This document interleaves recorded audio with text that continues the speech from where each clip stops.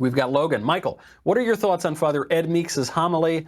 He stated that Catholics cannot vote for Democrats. I think that's pretty fair. The Catholic Church is clear that abortion is absolutely impermissible, and in an election such as ours, you cannot support a candidate who is in favor of abortion, particularly taxpayer-funded abortion, particularly taxpayer-funded abortion up until the moment of birth, practically, particularly when you've got a Democratic nominee who sues nuns, the Little Sisters of the Poor, and promises to do so again, and also because the left, the Democratic Party, has embraced socialism.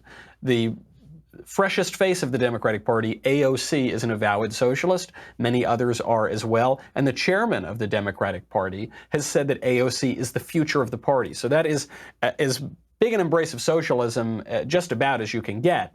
And the church has also been very clear, a Catholic cannot be a socialist. You can't do it. You can read the papal encyclicals of Blessed Pius IX, St. Pius X, Leo XIII, Pius XI, Pius XII, John the 23rd even, who says that no Catholic can even be a moderate socialist. It's just not acceptable. So long and short is yes, I would agree with Father Meeks. Who else we got here? Orange Man Bad Incorporated, that's the username, says, just call a lid and shut it. Yeah, I think that's certainly what Joe Biden would like us to do. Just go, we're calling a lid on it. It's over. No more campaign. We'll just wait for all those mail-in ballots to come in from the graveyards of Ohio. Then we'll find out that magically Joe Biden won. How incredible is that? Jason Campbell. Somebody made the username Jason Campbell. For those just tuning in, Jason Campbell is someone who I refer to as the Daily Wire publicity intern. He is someone who works at Media Matters, which is a left-wing operative group that tries to get us all fired every day. And but there he is. I guess he's in the chat now. Does Savannah Guthrie have a top lip? I don't think so. It's just that bottom lip, just yab yab yab yab yab, screaming at Trump the whole time. Who is John Galt says? Can Trump denounce white supremacy already? I know he's done it 20 times, but when's he going to do it? I know. He's so hesitant, isn't he? Gosh, I just wish that guy would denounce white supremacy already. You know, like for the 7 zillionth time. Okay, question from Andre. Do you think Rudy Giuliani has significantly more leaks to release from that hard drive that he stole? How dangerous is it that it's being released to the public in this way? I mean, so there are a lot of questions that surround the Hunter Biden leaks. The text messages that are really damning. Rudy Giuliani has a text message that says that Hunter Biden was kicking back half of the corrupt money he was taking from foreign governments to his father. We don't know if that's real or not. You know, we just saw the image. We do have these emails that came out showing that Joe Biden lied about his relationship to Hunter Biden's foreign clients. Joe Biden said, I don't know anything about Hunter's foreign clients. Meanwhile, Hunter contradicts him and says on camera, yeah, well, okay, we had some conversations about it, but it was brief. It wasn't a big deal. And now what we find out is an email from a member, an executive at the Ukrainian energy company Burisma to Hunter Biden saying, thanks so much for introducing me to your dad. While Joe Biden was the point man on Ukraine while he was vice president, Hunter Biden was being paid over 50 grand a month. By some accounts, it was 83 grand a month. So that is rank corruption. I don't think there's anything dangerous about that coming out. I think we need that to come out. I want more of that to come out. And if I know Rudy Giuliani, I am a New Yorker. I don't know him personally. I've met him once or twice. But if I know him just from his political stands, something tells me Mayor Giuliani has more up his sleeve. Okay, let's see. Jeff says, will anything happen to the tech giants this time, or will it be pleading the fifth only? Yeah, so the tech giants who censored the oldest daily newspaper in the country, which was founded by Alexander Hamilton, the New York Post, they silenced this story. They suppressed it because it was damaging to Biden. And Twitter would not let you post the link, wouldn't let you DM the link. Twitter went down yesterday for a bit. Facebook openly said, their spokesman who's worked for Democratic candidates and political action committees his whole life, came out and said, yeah, we're suppressing the link. We said, why are you suppressing the link? He said, well, we don't have any evidence that it's wrong. It's just, we want to suppress it. So they're being dragged onto Capitol Hill. The worry with this is that big tech has bought off a lot of politicians. big tech's got big money, and big politics attracts big money, and so there's a fear. There's some politicians who are driving this pretty hard, but a number of them are more or less rolling over for big technology, and we can't have that. Big tech must be destroyed. I spoke to the Attorney General when I was, Senator Cruz and I were there on our podcast Verdict, and I said to the Attorney General, how should we pursue this? Should we break them up under antitrust? Should we use Section 230 of the Communications Decency Act? Should we go after them for fraud? Should we do this? Should we do that? Should we do this? And he said, yes, all of the above. That's what you've got to do. The trouble is that the DOJ is very siloed. And so a case like this, you're talking about a law that's over 25 years old. It goes back to the Clinton administration. It has not kept up with time, and the Supreme Court has never ruled on it. Justice Thomas pointed that out the other day. We don't know the scope of Section 230. Some leftist jurists and legal scholars are saying Section 230 is completely unlike what you're talking about. And then some conservatives say, no, Section 230 is the way that we're going to shut down big tech. The reality is we don't know. We don't know. The court has never ruled on this. So that would be one good way to pursue it. But it's very difficult to get all those different offices in the DOJ together. So I fear nothing will happen. However, it is worth pointing out that Twitter and Facebook suppressing that story made it blow up much larger than it would have before. Twitter has reversed course now. They are now permitting the link to be shared. So they clearly got a little worried.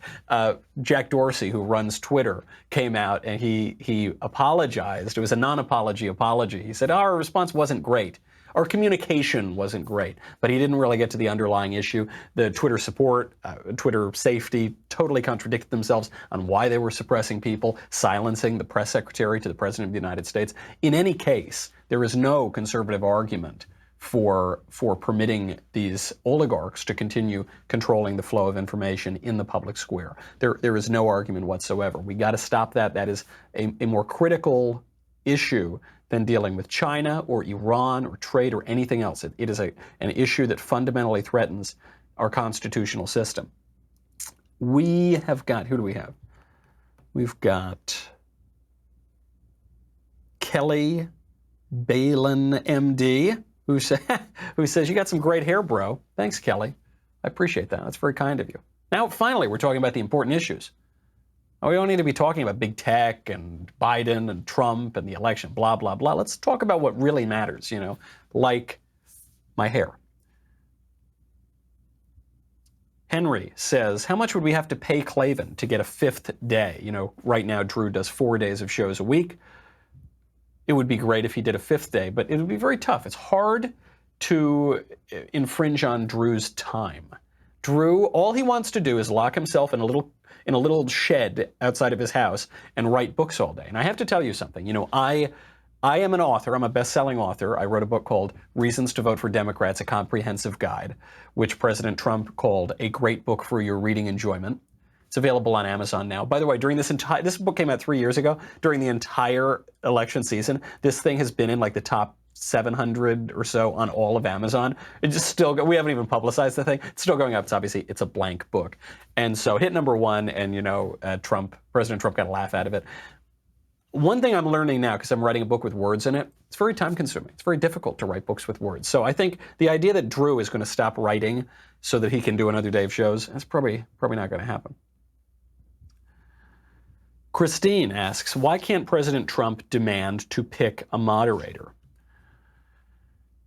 Trump can't demand to pick a moderator because he has no institutional power. And I know that sounds preposterous because Trump is the president of the United States, but I'm not, he's got official power, right? He has this office, but he doesn't have institutional power. Most of his government is against him, right? I mean, he can appoint a few people here and there, but most of it is what you'd call the deep state or the administrative state, the bureaucrats who just stay there forever. And those guys oppose him, and they're going to last longer than he is because elections come and go, but the deep state remains. So he's got that against him. He's got the media against him. He's got Hollywood against him. He's got higher education against him. He's got lower education against him. He's got big technology against him, the control of information. He's got all these things against him. So you've got Trump and his Twitter account for now basically up against this entire liberal establishment. They won't go for it. I don't think we've ever had a conservative debate moderator for a general election debate. I can't name one. Can you? You have somebody like George Stephanopoulos, who was doing that town hall last night for Joe Biden. George Stephanopoulos was Bill Clinton's communications director in the White House. He was Bill Clinton's hatchet man. And yet George Stephanopoulos moderates these debates as though he's a moderate. He's not a moderate at all. Even Chris Wallace, Fox News, they get one debate moderator in there. And who do they put? They put the Democrat, Chris Wallace. So even the ostensibly right-wing TV channel, Fox, they don't even get have Tucker do the debate, for goodness sakes. Have Sean Hannity do the debate. No. Even in that case, it's got to be the Democrat. Bob Dole, the great Bob Dole, still kicking. He was the Republican nominee for president in 1996, the first nominee that I ever supported. I was 6 years old. I campaigned for Mr. Dole in my first grade classroom because all I knew about him was that he was a war hero and Bill Clinton was a draft dodger. And I begged my mother, who kind of liked Clinton for some reason, I begged her to vote for Dole. She actually let me into the voting booth and let me pull the lever for Bob Dole, which was tremendous fun. I suppose probably violated some law of some sort, didn't it? But these days, who cares about election laws, right? The left is trying to steal it with mail-in votes. But anyway, Bob Dole came out, he tweeted the other day, and he said that he knows all of the Republicans on the commission, the debate commission, for presidential debates. And he said most of them are friends of his. Not one of them supports Trump. So you've got this illusion of two parties. But not really. Not really. You've got Democrats, liberal Democrats, and liberal Republicans, but no conservative Republicans. So it's very difficult. He actually doesn't have that power. He's got much more power on Twitter than he does in actually moving these aspects of our institutions. Jason Campbell says, I'm watching you. I know you are, Jason. I know. You always are. Britta says, oh yeah, that white supremacy thing was ridiculous. It's always ridiculous. And so I would urge people not to fall into this trap.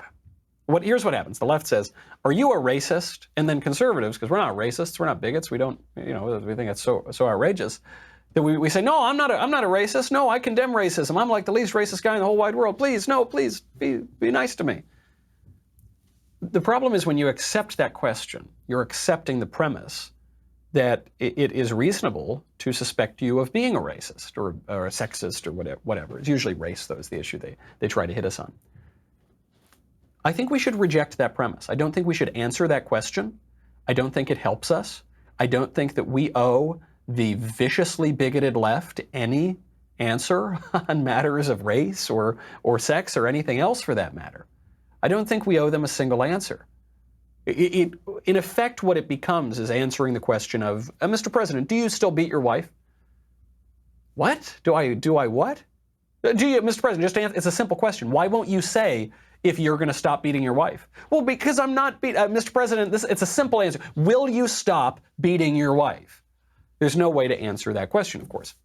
I think it's the same thing on race. I'm just not going to answer. I'm not going to take it up. I don't think about race particularly often. It is not something that weighs heavily in my views. The left thinks about it a lot. That's their problem. I'm just not going to do it. And I don't care what the left thinks of me.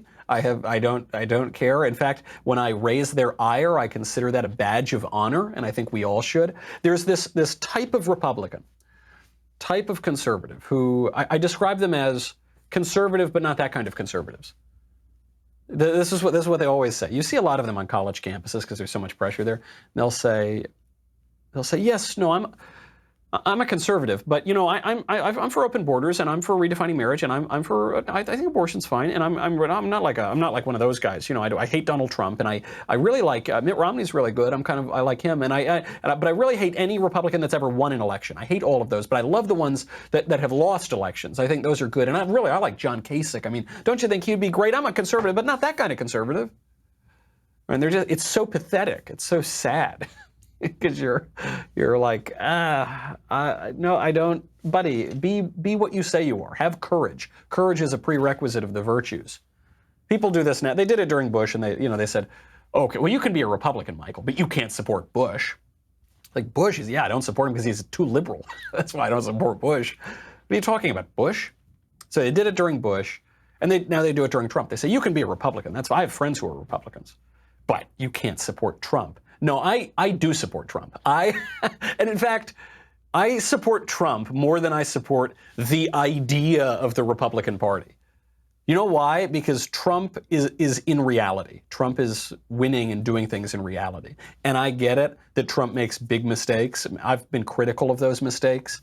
There are certain bills he's passed, certain initiatives he's undertaken, certain lines of attack he's pursued that I think are mistaken and are leading down a bad path. So I'm happy to criticize that. But I'll still take the reality of a politician who's out there fighting and winning over the idea of some losers and some abstractions who make the left happy because they pose no threat. I think that's what we all ought to do. From Klabarje, I don't know what language that is. Hello, excellent Michael Knowles. Hello, Klabarje. What cigars do you recommend? How long do we have? I could go on all day. I'll give you 3 different price points. If you want the kind of everyday, under $10, maybe even under $6 or $7, Oliva Series O Perfecto. I think it's called a Perfecto. It's the Perfecto shape. Delicious and completely underrated, and it's one of my favorite cigars. Flor de las Antillas, great cigar, kind of medium-bodied, very billowy, very nice. It's made by my father, by Don Pepin. What else is good at that price point? La Dueña I've always had a soft spot for. Okay, so that's like the lower shelf, but still very good. Middle shelf, I'm going to say you got to check out, I don't know, Ilusione is very good by Pete Johnson, or by Dion rather. Tatuaje by Pete Johnson's very good. Certain La Flor Dominicana, like the Airbender, I think is very good. Certain Padron are very good. Some of the Aniversario cigars are great. 1926 especially. And then when you're getting up to that top shelf, I'm going to say you're looking at Armada Man of War. I just smoked one of those. Those are tremendous cigars. The Padron 1926 Aniversario, 80th Anniversary Killer. Man, there's so many. I could be here all day. And we're only talking about the legal cigars. Can you imagine if we start talking about the other stuff? I love it. You know, the body is a temple and the temple needs incense. So I am a big fan of cigars in moderation. Darren the Grand says, aloha from Hawaii. Aloha, Darren. May God forgive us for crazy Maisie Hirono. I saw somebody the other day post that in a just world, Tulsi Gabbard would be the queen of Hawaii. I think that's fair. She wouldn't just replace Maisie Hirono. She would be the queen of Hawaii. Follow-up, a successor to Liliuokalani. Yes, I think so. Crazy Maisie Hirono. That poor gal, I mean, she is out of her league, I think it's fair to say. She is a little intellectually outmatched in the U.S. Senate. Let's put it that way. It's as polite as I can say. Shane, Michael, do you find any similarities between the progressive movement today and the Jacobins of the French Revolution? Yeah, of course. I mean, these left-wingers actually, at some of their protests over the past 6 months, have dragged guillotines out and guillotined various figures in effigy. So yeah, I think there are a lot of similarities. They come directly from the Jacobins of the French Revolution. The modern left comes from those people, from the French Revolution. But the problem is, all of our politics comes from the French Revolution. This is a big fear because we're in a situation right now where even just the terms left and right refer to two sides of an aisle during the French Revolution. And on the left, you had the Jacobins and the radicals, and on the right, you had the people who were defending the monarchy. But both of them come out of the French Revolution. So our whole politics assumes, to varying degrees, this kind of rationalist, liberal, modern kind of idea, which I think we need to crack away from entirely. French Revolution's probably up there in the top 5 worst events in the history of the world, maybe even higher. One of the great conservative books ever written is by Edmund Burke, the Anglo-Irish philosopher, called Reflections on the Revolution in France. Highly, highly recommended reading. So they certainly come from it. The problem is the conservatives kind of come from the French Revolution too. So how are we going to crack out of that? Well, one way to do it is to read a lot more, read things that occurred before the French Revolution, and to live life in a way that is reminiscent of before the French Revolution. You know, stop putting reason and science up on a pedestal as though they were idols and false gods. Return to tradition, return to ritual, return to your church, return to your family. You know, do things outside of that kind of hyper-political rationalist realm. Or we're all going to get guillotined. I guess maybe either way we're going to get guillotined. But you know, you could have a better time while you do it. Shemek Ninjarn says Stephanopoulos was practically a professional porn fluffer for Biden. That's an image that I really wish I did not have, and I wish I had read that question before I said it out loud and gave you all of that awful image as well. Thank you for that, Shemek Nanjajari. Okay, I think so. I'm being told that the rally is about to start in 5 minutes. I have to tell you, we're going to be back hanging out more with All Access. If you want to get your questions in and make some comments and hopefully say something smart that I can steal from my show, head on over to dailywire.com/Knowles, Knowles, spelled just like Beyonce. dailywire.com/Knowles. Use promo code RALLY. You will save 20% off an All Access membership.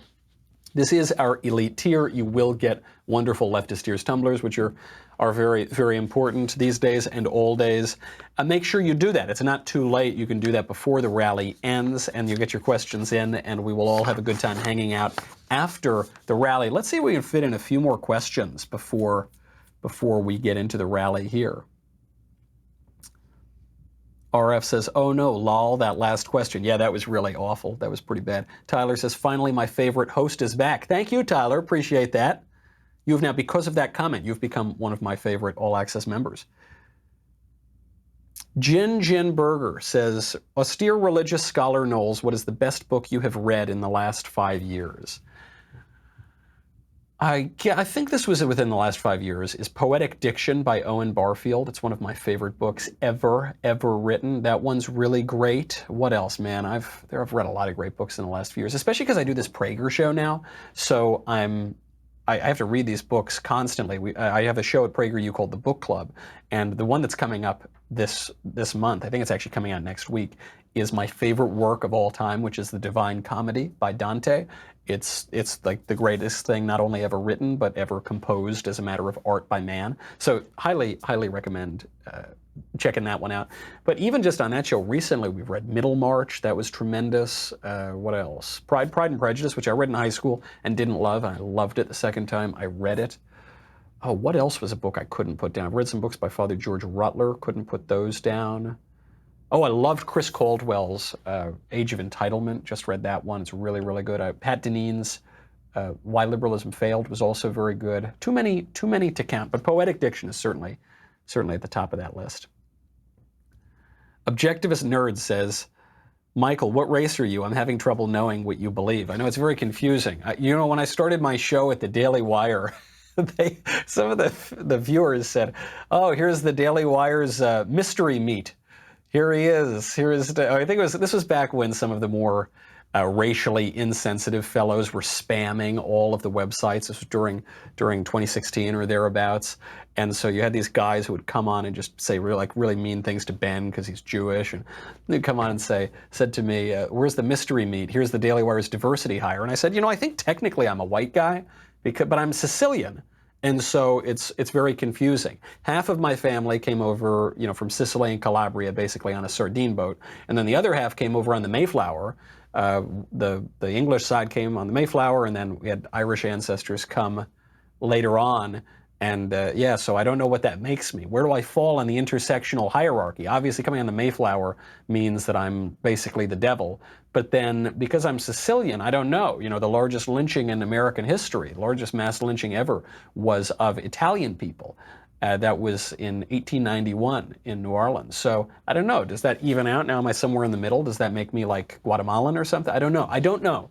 Please tell me in the comments section. Okay, we've got Britta says, I tried applying for the job of assistant Daily Wire admin, but they told me I can only be assistant to the Daily Wire admin. That's very tough because Jason Campbell is obviously a very demanding boss. Daniel, Glock or Beretta? Beretta all day long. And the reason for that is Beretta goes back all the way to the 16th century, and Beretta armed the Holy League at the Battle of Lepanto, which, if I'm not mistaken, was 1572. That is when the Holy League, Western civilization, turned back the invading Muslim Turks. Had they won that battle, we would all be speaking Arabic now. The Muslim forces had been trying to invade since at least the 8th century. I think 732 was the Battle of Tours. Tours, don't forget, was 150 miles outside of Paris, not outside of Mecca. So the Muslim forces invaded Europe. They were turned away by Charles Martel, the Hammer, grandfather of Charlemagne. Then later on you have the Battle of Lepanto. And at the Battle of Lepanto, two things saved Western civilization: Our Lady of the Rosary and cannons made by Beretta. The Beretta Company outfitted the ships. There was a much larger Muslim force.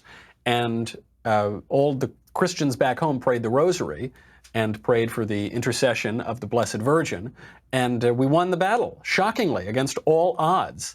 So, I'm being told now by a producer, I got the Battle of Lepanto. I said 1572. It was apparently October 1571. I really thought it was 72. Okay, well, whatever. Either way. They all prayed the rosary.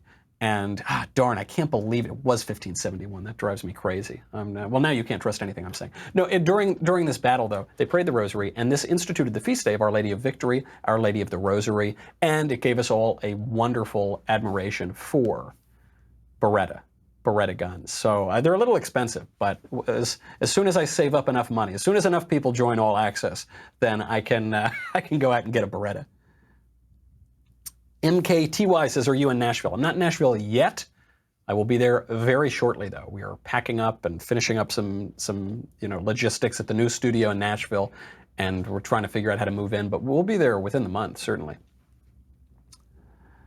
KC says the French Revolution was anti-religion. That's very true. It created a new religion. Let's see. Margot says, challenge for Knowles, be like ACB and do an episode of your show without notes or a teleprompter. You know, I don't use the prompter very much. The only time sometimes they'll let me know if I have to do an ad read in the prompter, but I do use physical notes. I do. I'm not like ACB. I'm not as glorious. I haven't even given birth to 5 children and adopted 2 more. I haven't done that yet either. She is a wizard. I like going without notes sometimes at speeches and Q&A. Sometimes I like having the notes, though, because I do like being prepared and having a nice flow of information. The one thing I have to do this now, obviously, because I'm getting live questions from you guys, but I don't usually like reading off of electronic screens. I prefer the paper copies. Call me conservative. But yes, when I become that glorious, beautiful ACB, that delightful vision who barely seems to touch this orb we're living on, then I probably won't need notes. Empress says, oh, Michael, the best weapon is not about company history. It is the one that properly fits its owner. Sure, I guess, but good enough for the Holy League, good enough for me. I can't beat that. Ryan, would you rather pair an expensive cigar with a cheap Scotch or a cheap cigar with an expensive Scotch? There is a correct answer to this question, not just even what I would prefer, but objectively. Always go for the, I won't say expensive cigar, I would say high quality cigar, because some very high quality cigars are not that expensive, and some expensive cigars are not very high quality. But I would say always go for the good cigar, even if you have to skimp on the Scotch, then vice versa. Because bad Scotch, I don't know, what's bad Scotch? I drink Dewar's White Label often. Dewar's White Label, Drinking Man Scotch, it's basically as cheap as it gets out there. It's totally fine, it's cool. Whereas, if you smoke a cheap cigar, it's going to give you a headache. It's going to give you bad taste. There's no point, there's no reason to smoke a cheap cigar. The whole point of a cigar is about the artistry of it.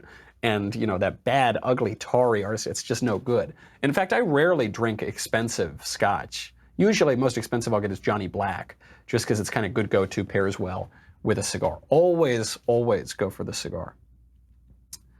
Hayden says, I have a Beretta 92. Absolutely love it. Yes. Caleb says, hey, Knowles, I'm curious what your favorite fictional work is by G.K. Chesterton, the Father Brown series, without question. I love the Father Brown stories. They are so delightful to read.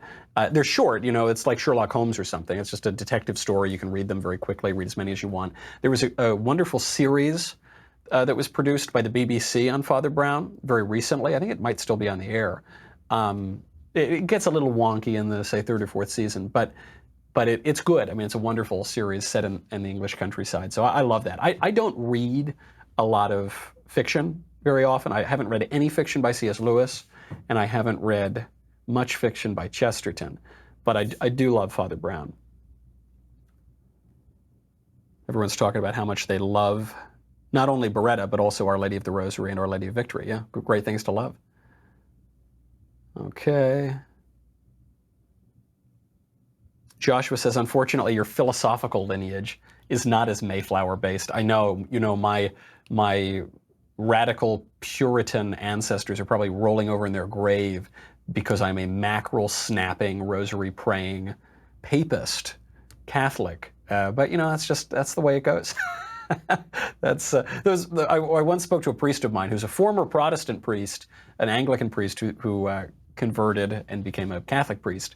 And he told me, he's very, very sort of waspy guy too. I'm sure he had some ancestors in the early days of America. And he said that Thanksgiving should actually not be celebrated in America. It should be celebrated in Great Britain. And I said, well, why is that? Why would Great Britain celebrate Thanksgiving? And he said, well, it's the day they got rid of all those damned Puritans. And it's fair enough, I guess. Fair enough. Very interesting, though. There's a very good book. It's not particularly partisan or political, called Mayflower by Nathaniel Philbrick. And, you know, we're coming up on the 400th anniversary of the Mayflower. I want to say, I'm going to get this date wrong, too, but I think it's November 9th. Sometime in November would be when the Mayflower landed in 1620. And so we're now coming up on 400. A good book to read, though, Mayflower by Nathaniel Philbrick. It's a worthy read for the next month. Tucker says, Michael, do you have a favorite Catholic saint? Well, my confirmation saint is St. Thomas the Apostle. It's a little unclear. I don't remember if the little 13-year-old me was really referring to the Apostle Thomas, Doubting Thomas, or Thomas Aquinas, but both great guys, both two of my main men. So they are certainly up there. Who else? San Gennaro is a big one in Italian circles in New York. St. Anthony, of course. St. Therese of Lisieux and St. Teresa of Avila, certainly. Teresa of Avila actually factors into a book we're about to do on the Prager Show, which is Middlemarch by George Eliot, who is a woman, even though she has a man's name. Those are, you know, it's so hard. I mean, there's so many wonderful saints. We just had our first millennial saint, actually. It was just, it was not saint, but he was beatified. So, you know, the saints go marching on. Jay says, where is the president's rally today? That's a good question. Where is the president's rally? I'm going to Google it right now in real time. How unprofessional is that? It's in Ocala. Where is Ocala? I don't know where Ocala is. Oh, it's near Gainesville. Oh, it's in Florida. That's very important. So obviously, you know, Florida is an important state for President Trump to win. And if we do have litigation going up through the courts, it's going to be very reminiscent of Bush v. Gore, where the presidential election came down to those hanging chads in Florida. Swarthy lives matter, says Margot. That's very true. That's absolutely true. SLM. Sean points out, if you vote for Joe, you're black. Well, I don't know if that's quite true. I don't know if that's fair to what Biden was saying. Joe Biden said, if you're not sure who you're going to vote for, meaning if you're not going to vote for me, then you ain't black. But does that necessarily then imply that if you are voting for Biden, then you are black? I think it's what he's saying is some people who vote for Biden are black,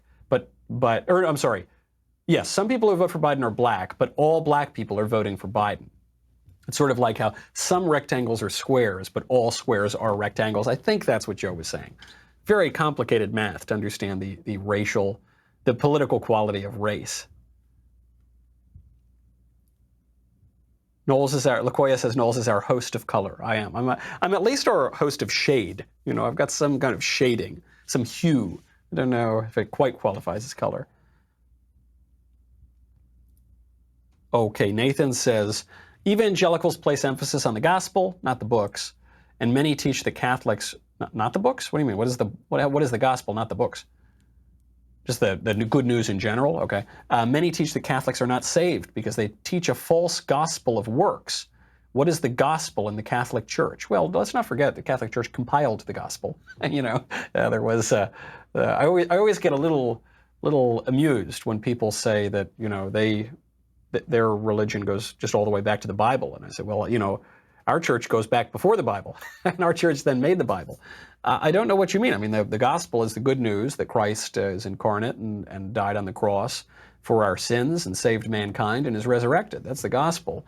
And in the gospel, you can read that he instituted a church, and the Catholic view, the view of just about everybody before 1517, was that, that is a real church with real people with real apostolic succession. And Luther even didn't quite dismiss that, but then a certain percentage of Protestant denominations since that time have sort of written off the historicity of the church. But it's all there. We have writings going all the way back to the apostles and the fathers of the church. So I think if you follow that long enough, you will be convinced of the historicity of the church. A great book on this is from a former, I think he was a fundamentalist or an evangelical. Then he converted to Catholicism, and now he has like 17 kids. So now he's like really, really Catholic. I don't know if that's quite 17, but it's up there. That would be Dr. Scott Hahn. He wrote a great book with a terrific title, Rome, Sweet Home. So if you're interested in that question, I would recommend it. Tyler says, I got to watch that Prager show. Yeah, it's a really fun show. I love it. We do just once a month. It's a very, very easy show. We do once a month. We do a great book. I just did a King Lear. We haven't released this one yet, but I just did King Lear with a wonderful guest. So that one's going to be coming out too. Let's see. Empress says, Sir Michael the Happy, how's the house hunt coming? Did you get rid of the termites? Did I? Yeah, I was looking at different houses, and like every house has termites now. So we're kind of dealing with that, but it's going along. It's going along very well. Tyler, how can Biden call himself a Catholic? Well, he can call himself a Catholic because he was baptized, I assume, and he's received the sacraments in the Catholic Church, though he was just denied the Blessed Sacrament. He was denied the Eucharist by a priest because Biden is manifestly in a state of grave mortal sin. There is the sin of supporting abortion and giving material support to abortion, and then there's the sin of scandal, the fact that he is a Catholic and he is openly espousing these heretical views and doing these awful things. So he was denied the sacrament, as well he should be. He should go to confession. He should repent of his views and then go to confession and receive absolution, and then he can receive the sacraments again. But a lot of Catholics, especially kind of boomer Catholics and cafeteria Catholics, just don't take it that seriously.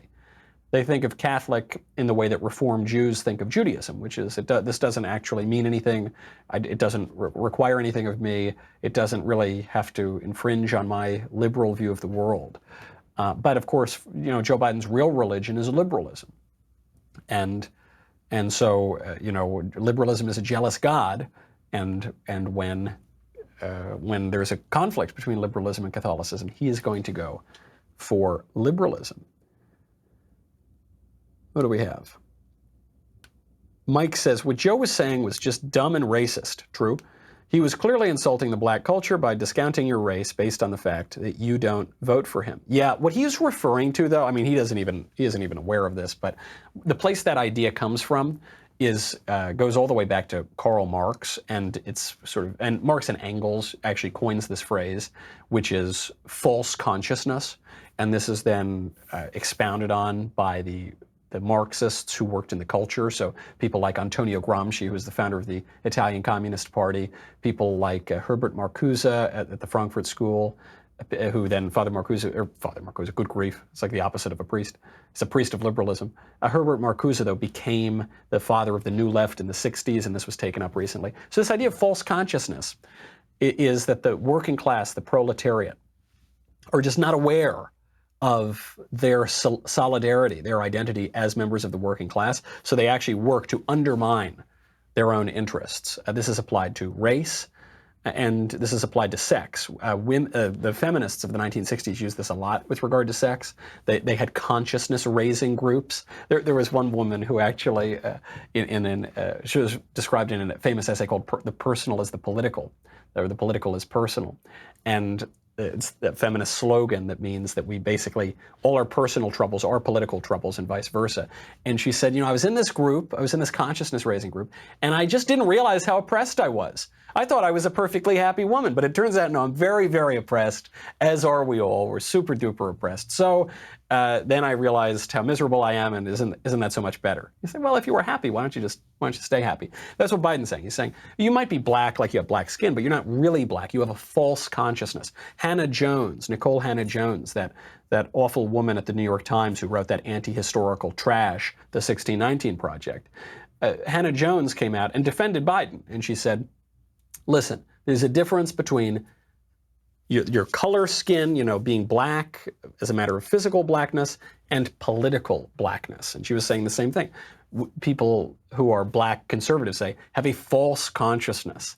What she is saying is that ideology trumps even the observable facts of the world. I mean, that's a mania. That is just completely insane. However, it is a persuasive line for people who have been sucked in by liberalism. So now I'm seeing President Trump has gotten off Air Force One. You can see this. He's landed. You've got that Lee Greenwood always playing.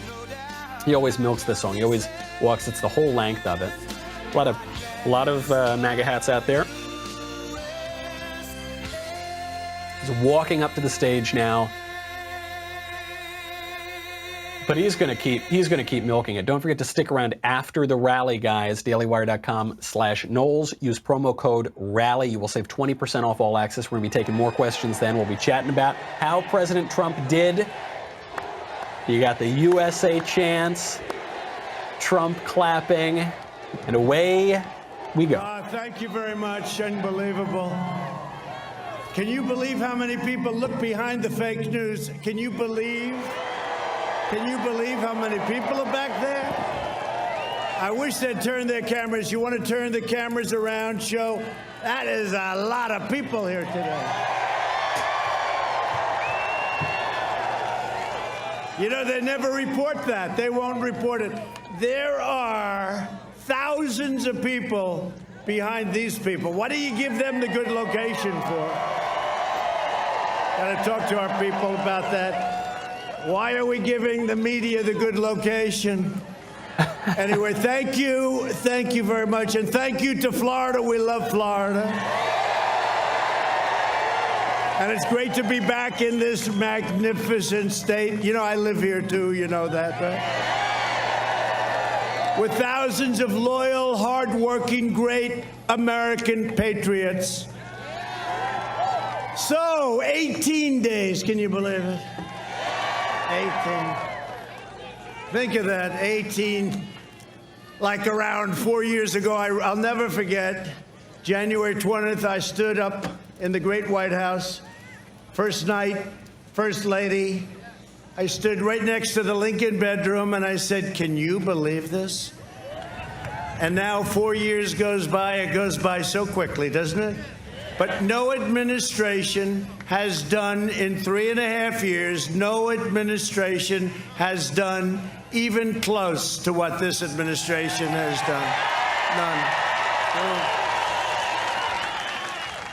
And that's despite phony witch hunts, phony impeachments, all of the things. And it ended up that they did it. Can you believe that? They did it. But we've done a job, and you've done a job, and we're working together, and we love you all, and we love this state, and thank you very much. Thank you very much. And by the way, we're leading in Florida. We're leading in Florida. Right? Thank you.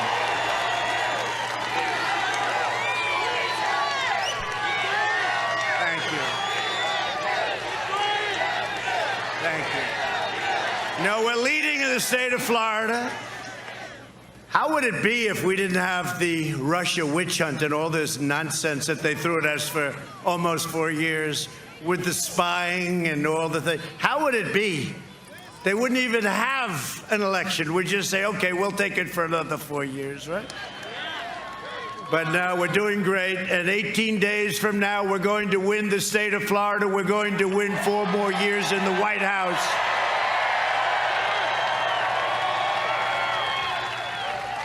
And early voting starts on Monday. We're going to have a red wave, it's called, the red wave. So get out and vote. No, they're calling it a red, these people, look at all those cameras. These people, they're calling it a red wave. They expect there may be, not forget about the word may. They said there may be a big red wave. we will have a red wave, the likes of which they've never seen before, and that includes 4 years ago.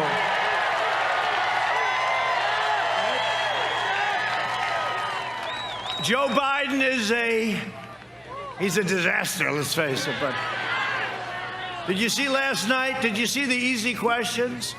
Now, did you watch that whole deal? Did you see him a week ago with Lester Holt on NBC? Like, come on, Joe. Come on, Joe. Come on, Joe. Can we help you with the answer, Joe? It's a disgrace. And you saw what I got last night, right? But it's okay. She's like disappeared. Nobody can find her. She's not too popular right now. But we enjoyed it, we enjoyed it. We don't say, give us the questions, give us the answers. We wanted this. We don't want to read it off teleprompters. We don't want to do that. And we know what we got, and people really expect it. And by the way, if you can't handle Savannah, you cannot handle Putin and President Xi and Kim Jong-un. That's small potatoes last night. That's small potatoes. But it does seem unfair when you have a guy that's constantly getting questions like you're talking to a child, right? Like you're talking to a child. They say, what's this? And then you get like, boom, boom, what about this? What about that? What about this? Now, but that's why we're here, right? You know the expression? You know the expression? They come after us from every angle. They're after us. And we're here, and they're not. So it's pretty good, right? It's pretty good. And we appreciate this great support, but Biden is the living embodiment of the corrupt political class and you take a look what he's done. It's a political class that enriched itself while draining the economic life and soul from our country. Look at what's happened. And now you see it. And you see it better than ever before. And with all of the things that took place, not one question was asked of this guy last night about that. Can you even believe it? It's the biggest story worldwide. It's a corrupt family. And these people didn't ask him one single question about it. It's incredible.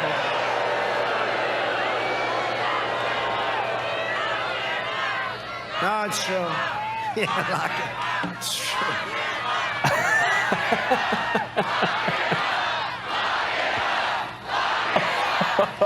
Great. Love it. Lock him up. Love it. I like this guy. Look at this. Will you stand up, please? Look at this guy. That's pretty good, huh? That's pretty good. Thank you, man. That's cool. That's good. Thank you. That's cool. For the last 47 years, Joe Biden has shipped away your jobs, shut down your factories, threw open your borders, and ravaged our cities while sacrificing American blood and treasure in endless foreign wars in countries that you've never even heard of. And they're all coming back. You know that. They're all coming back. Except in certain areas, if you don't mind, where we kept the oil. We left some of our great soldiers. We kept the oil. We should have kept the oil in plenty of places when we went over there. We should have never been there. But if we're going to be there, remember I used to say for years, keep the oil. We didn't do that. He's a servant of the wealthy donors and globalists and special interests who got rich, bleeding our country dry. They sold you out, and I know this area very well, and you got sold out big. This whole state got sold out. Every state did. They sold you out on trade, on borders, on jobs, on crime. One act of treachery after another. In 2016, Florida voted to fire this corrupt and look, this is the most corrupt group of people, okay? I've gotten, and when I say drain the swamp, I used to think it was like a swamp this thick. It's like real thick. It's very thick.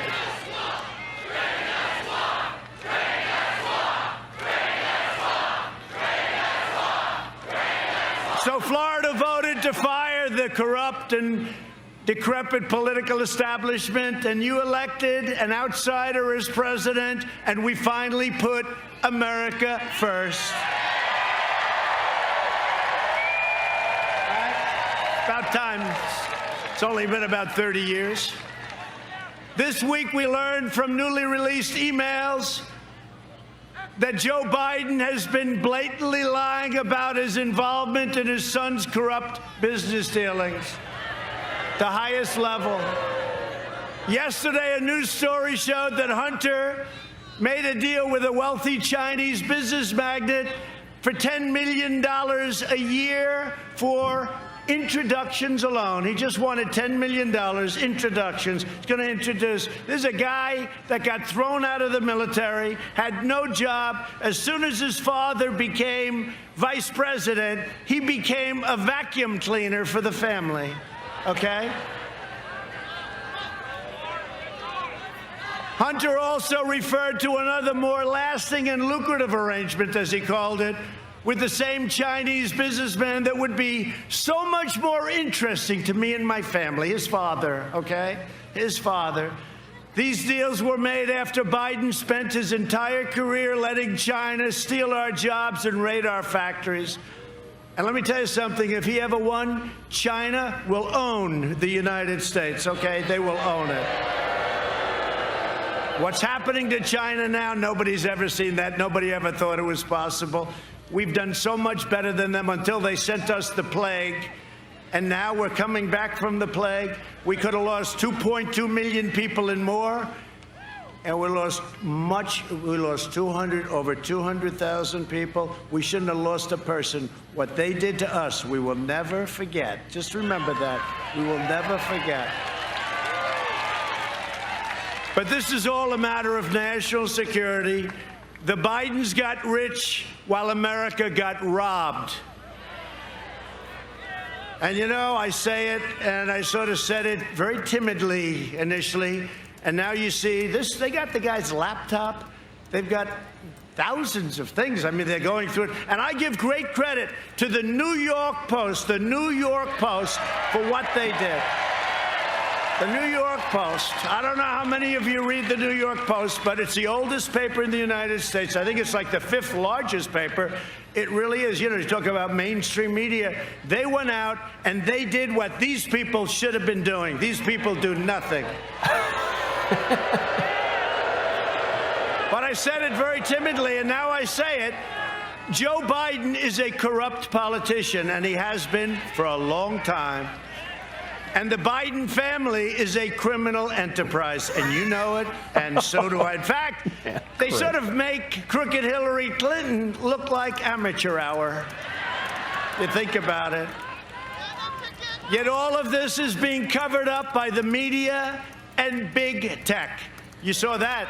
You see that? You put a story out from the New York Post, and they shut down a site.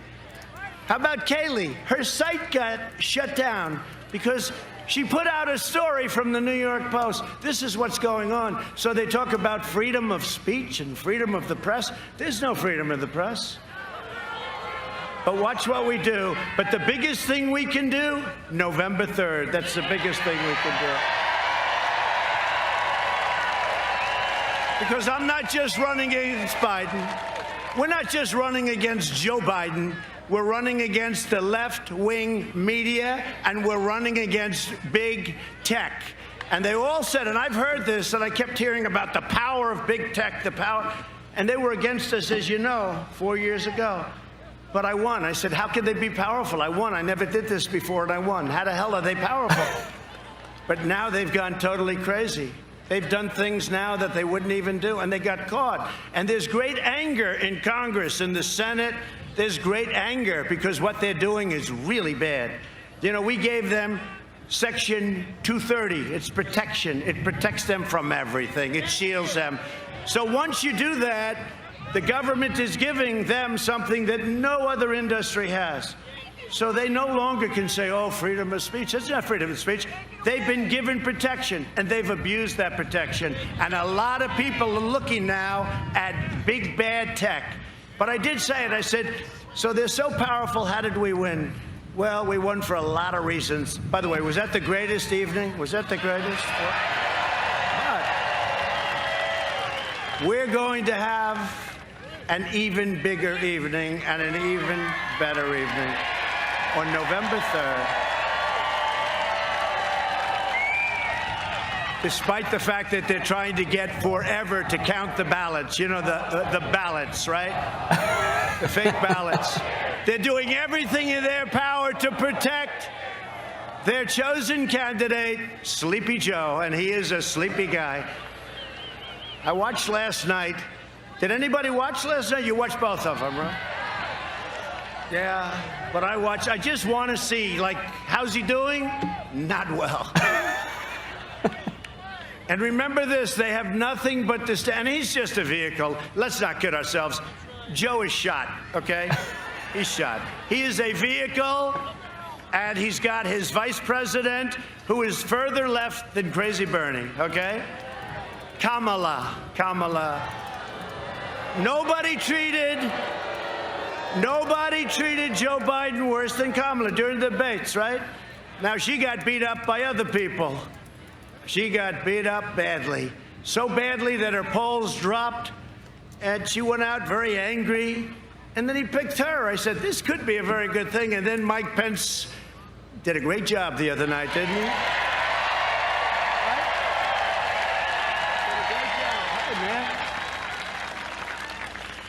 So I have nothing but disdain for what these people have done, and they have nothing but disdain for your values, and you know that. They flood your communities with criminal aliens, drugs, crime, while living behind gated compounds.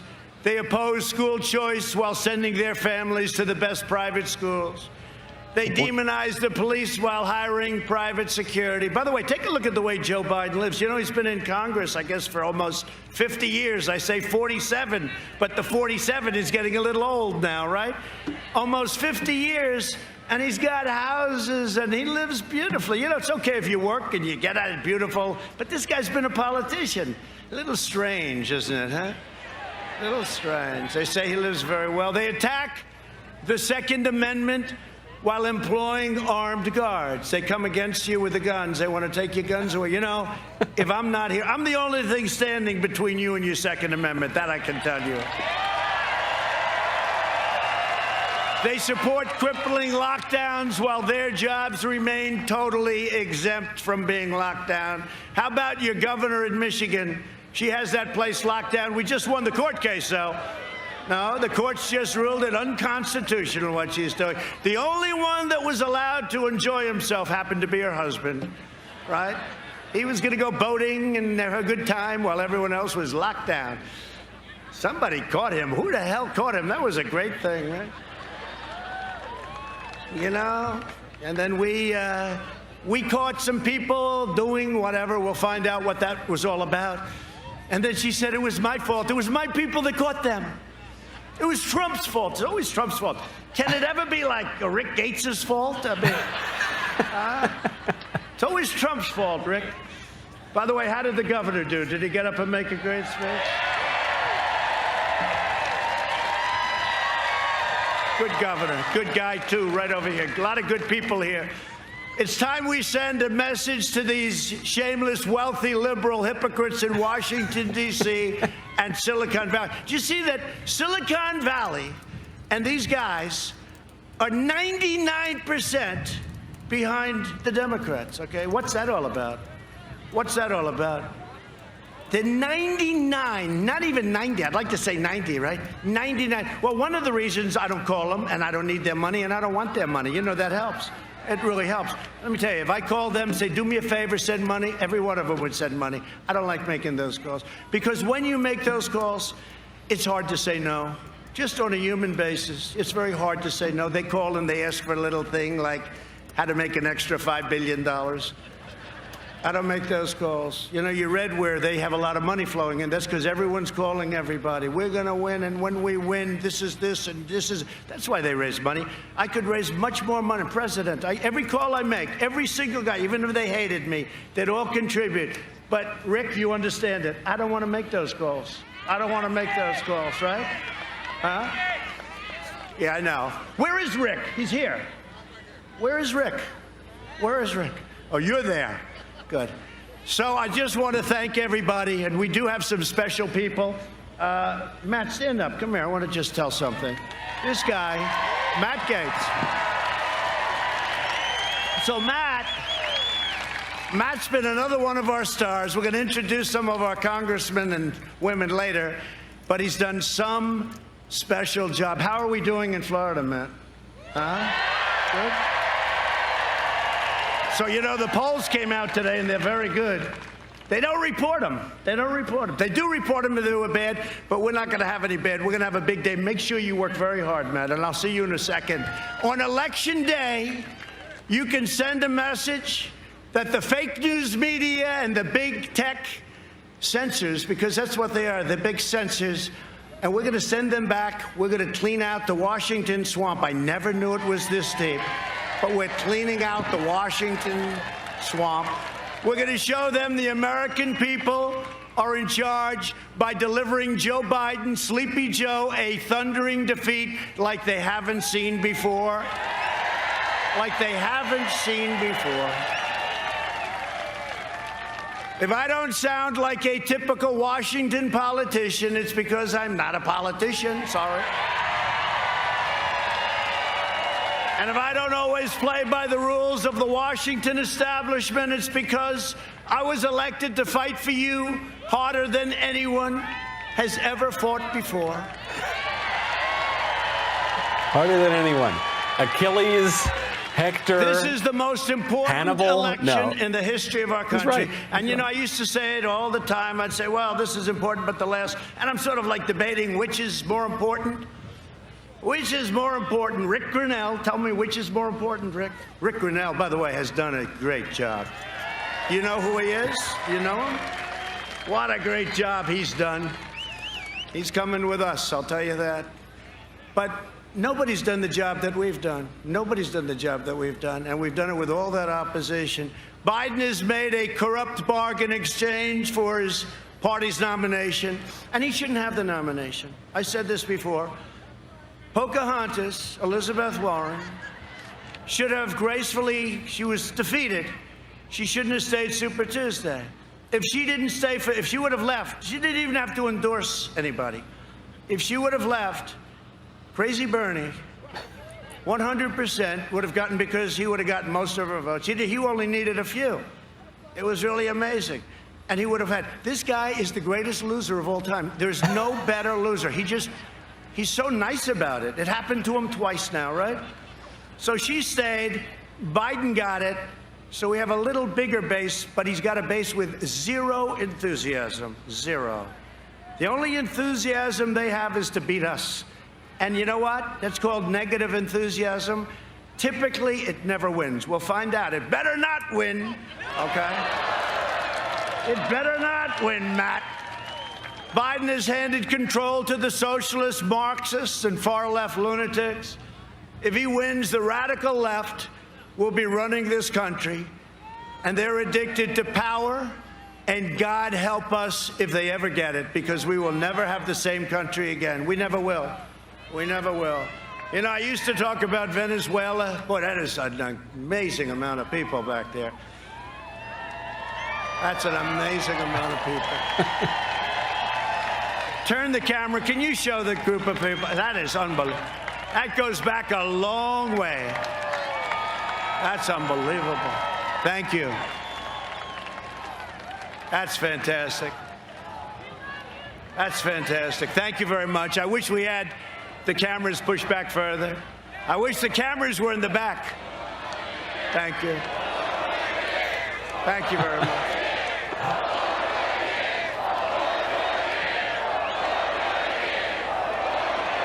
Why don't you drive them crazy? Just say 12 more years, right?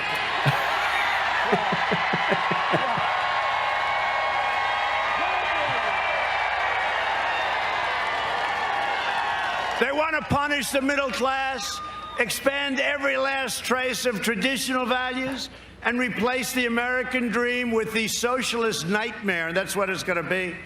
You take a look at what's happened with some of these countries, and look at Venezuela.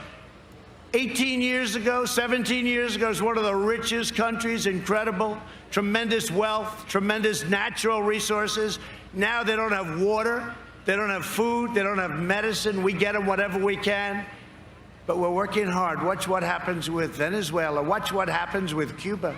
Watch what happens with plenty of places that are in trouble, because we have to do that. We have to take care of people. But look at what's happened to Venezuela.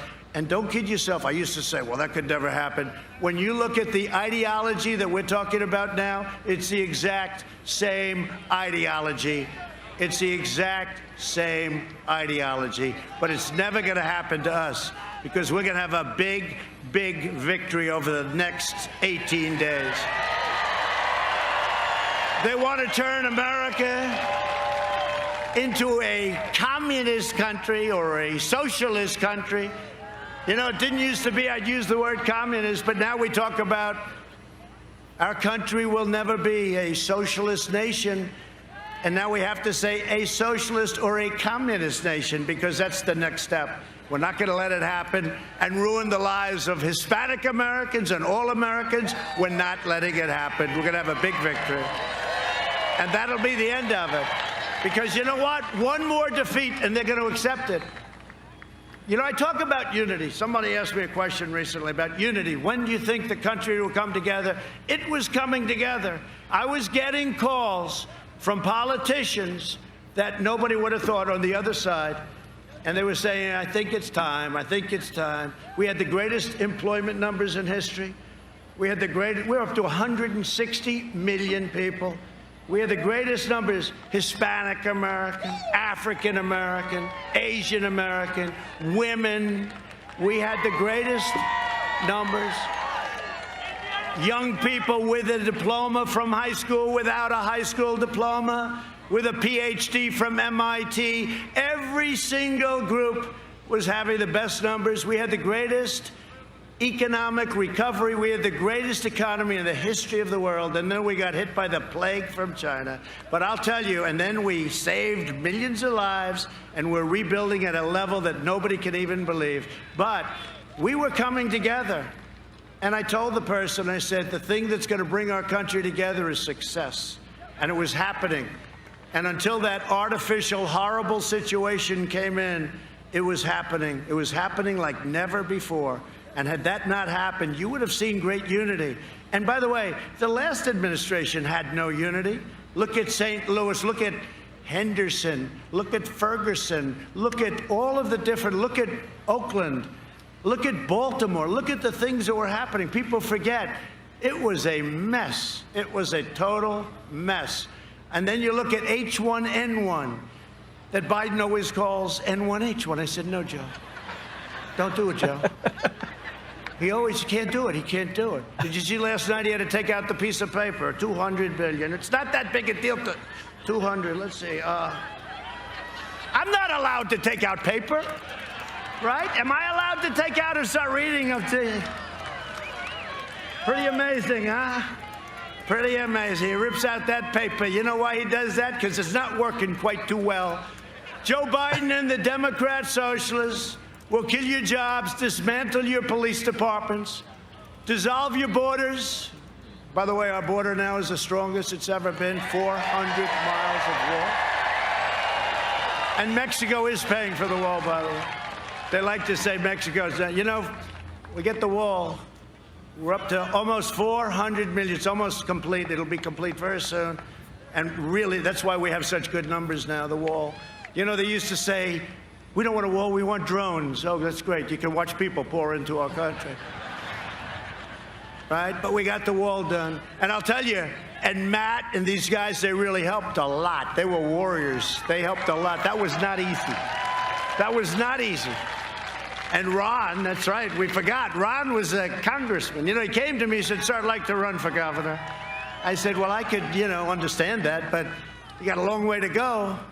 And he said, no, I'd like your endorsement if we have your endorsement. I said, look, Ron, let's think about it. Anyway, you know, he's a great guy. Harvard, Yale, smart.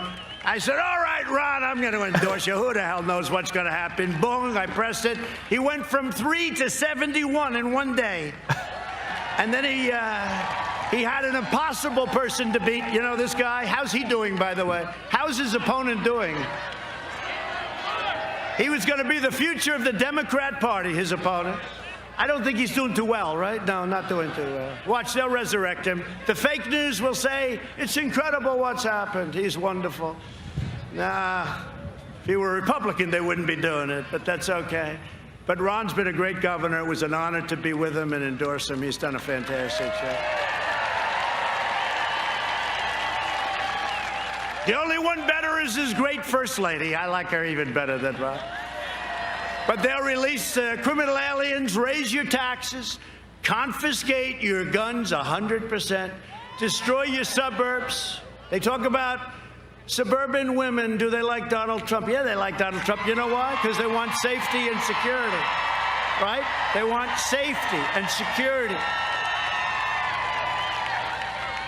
And they don't want low-income housing built next to their beautiful suburban dream.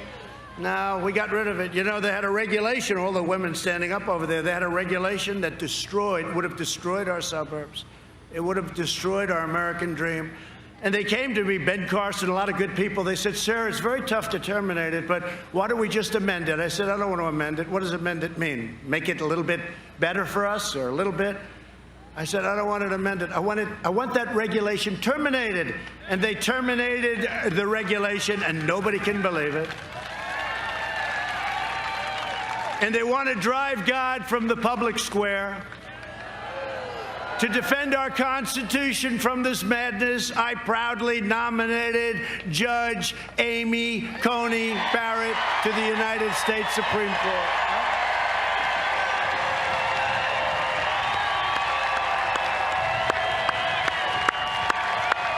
That's it. That's the big issue. The judges are the big issue. That gets everybody on their feet. The glorious ACB.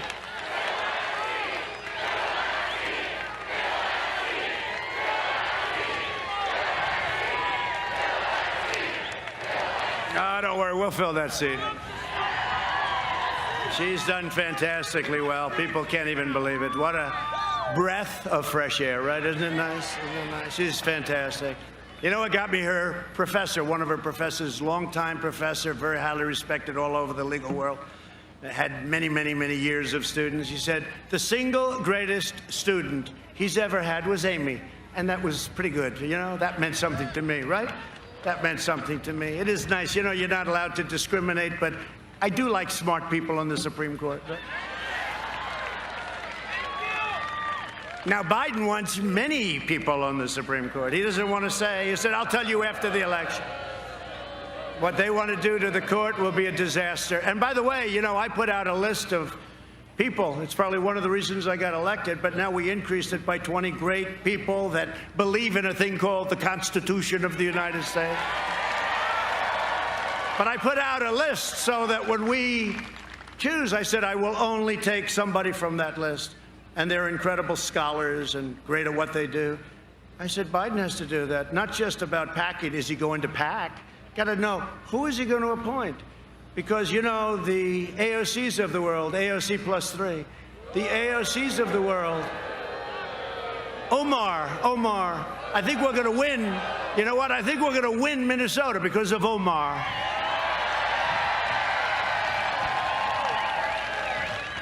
Think of it. She hates our country. She hates our country. She comes from a place that doesn't even have a government. And then she comes here. She tells us how to run our country. And she hates our country. And we're going to win Minnesota. First time since 1972. Can you imagine? Hasn't been won by a Republican, but we're doing very well there. Thank you very much, Omar. Ilhan Omar. Thank you very much. She's a wonderful person. She's a wonderful person. Now, we got people, it's not even thinkable. You know, it used to be that Congress, they loved Israel. Today, it's almost like the opposite. It's crazy. What they've done to Israel is incredible. Not the Senate, in all fairness. But if you look at the House with Pelosi and these people, it's like they hate Israel. And they believe in Omar, who came in here, married her brother or something, and came in illegally. Come on, Justice. Let's go, Justice. Department of Justice. Democrats will pack the court with radical left judges who will shred our Second Amendment, empower violent mobs, and protect terrorists and criminals. You know that. Biden's agenda would be a catastrophe for Florida seniors. Do we have any seniors in the room? No, I'm not a senior. Okay. I'm not a senior. Yes, I am. Especially for everyone from, I love the place, the Villages. I love the Villages. I love the Villages. They fight for us. I read stories every day. They're out there. They're driving those beautiful golf carts, the nicest golf carts ever made. They got golf carts that are better than your car. We love the Villages, and we're with them all the way, too. They've got spirit. They've got heart. For years, Biden tried to cut your Social Security, you know that, and your Medicare. Now Biden's pledging mass amnesty and free health care for illegal. Look, he's got the illegal immigrants coming in, and we all have heart, and we all want to take care of everybody. But when you say you can have free health care, you can have free education, you can have free... Millions of people are going to flood our country. We're not going to have a country left. So you just can't do it. All it is a magnet. Please come in. So we're sorry, but we will decimate Medicare and destroy your Social Security and destroy your country. While I'm president, no one will touch your Medicare or your Social Security. To reduce the price of prescription drugs, as you probably have heard, and it's not pleasant for me, I have taken on a thing called Big Pharma. They have unlimited money and, in a sense, unlimited power. They're the biggest lobbyist in the world. They spend more money than anybody else, I think, by far. Perhaps the lawyers spend more money. But Big Pharma, I signed the most favored nations rule, which nobody can believe. Because, you know, last year, we're the only administration in 51 years that brought down the cost of prescription drugs. Do you know that? But not much. 1%. I'm not proud of that. 1%, but at least it's something. But the big deal is other countries are paying a tiny fraction of what we pay for the same exact drug. The same pill, 10 cents versus $2.50. And we pay by far more than anybody, and it's us, because they view us as suckers. So I said to Big Pharma, you're going to either do these things and get rid of the middlemen and all of the things that we do. You know, I'll bet you Hunter Biden is a middleman. You know that? Right? I'm just thinking. Now I don't know. You know, the middleman with drugs, the middleman. It's called the middleman. They never say the middleman or woman. They're not politically correct. They don't care. They make so much money. These are the richest people. I don't even know who the hell they are. I'll bet you that Hunter Biden has a piece of that action. The middleman. We're getting rid of the middleman. We're giving the governors the right, and your governor wanted it, the first one, to go to Canada, where the same exact drug costs 50%. They're going to buy in Florida until the favored nations kicks in, which will be even better. They're going to buy drugs from prescription drugs from Canada at 50% off, and you're going to get the benefit. Think of that.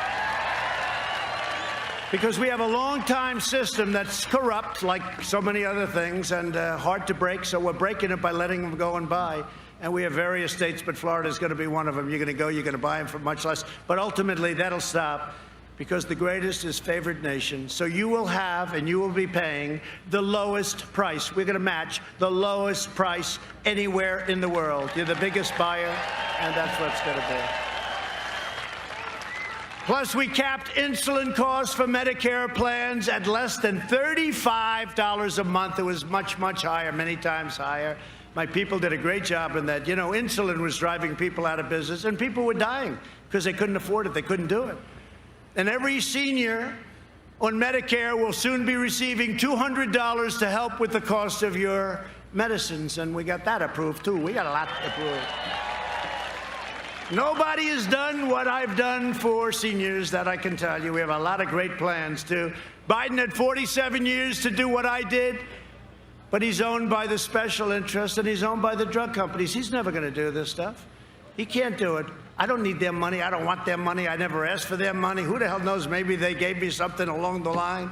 Sir, you received $400 from Pfizer 7 years ago. But you know what? I couldn't care less. I'm here to do a job, then I'm going to leave, and I'm going to hopefully you're going to say I was a great president, but that's going to be in 4 years. That'll be in 4 years. Thank you.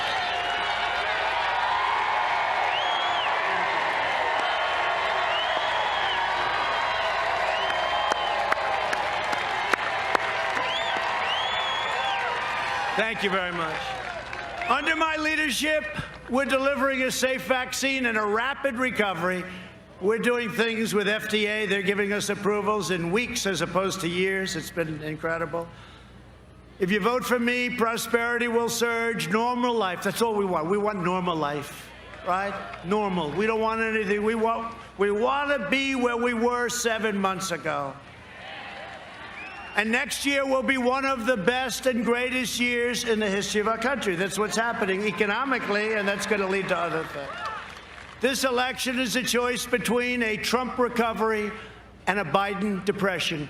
He gets in, they're going to quadruple your taxes, they're going to take away all of the benefits that I gave you, which turned out to be a lot.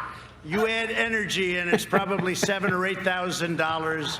Think of that, $7,000 or $8,000 a year. Did you ever see yourself with like $2 gasoline? Did you ever see that? Did you ever see that happening? How about less than $2? And at the same time, we are now energy independent, and we have millions and millions of people working on energy. Millions of people.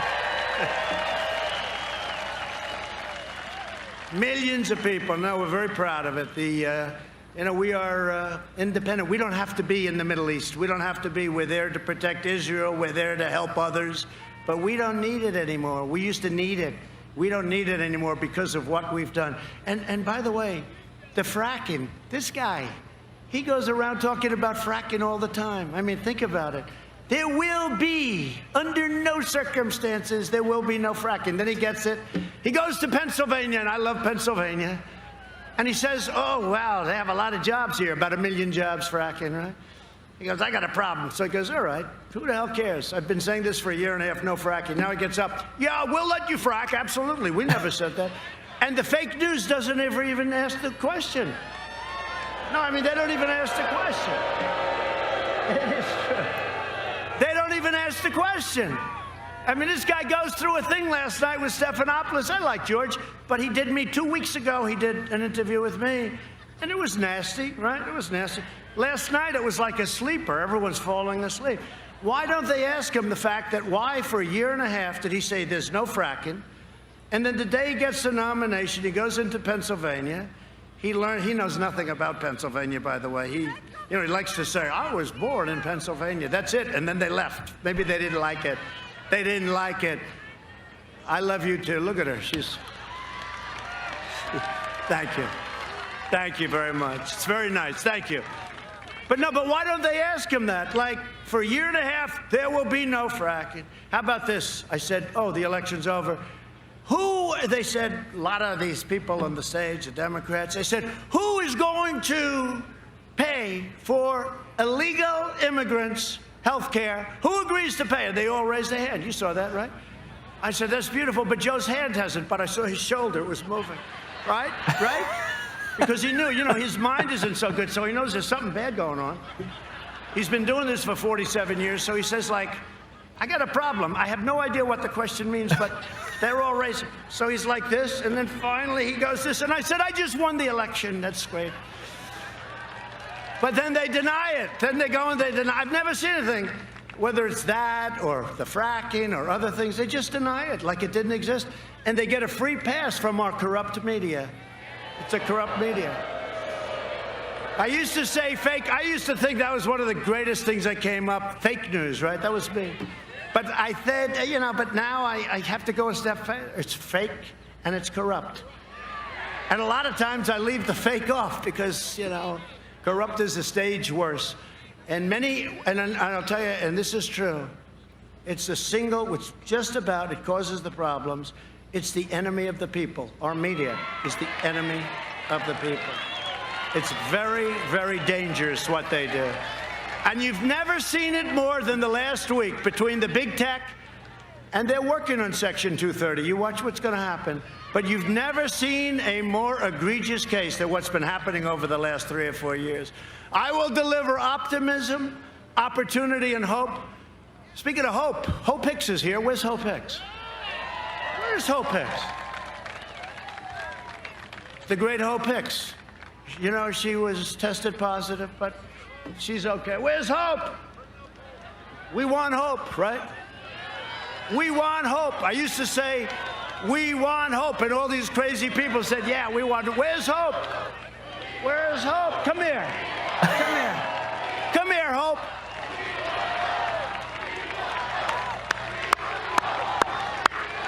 Come on. She's shy, but not that shy. Come on, Hope. Hey.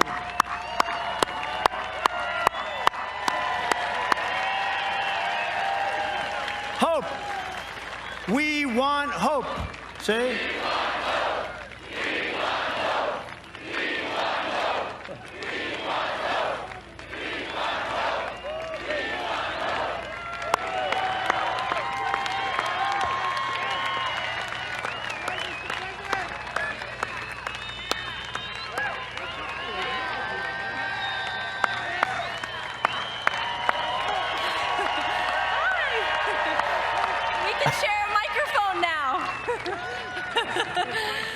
Thank you all so much, and thank you, President Trump. I have stage fright, so.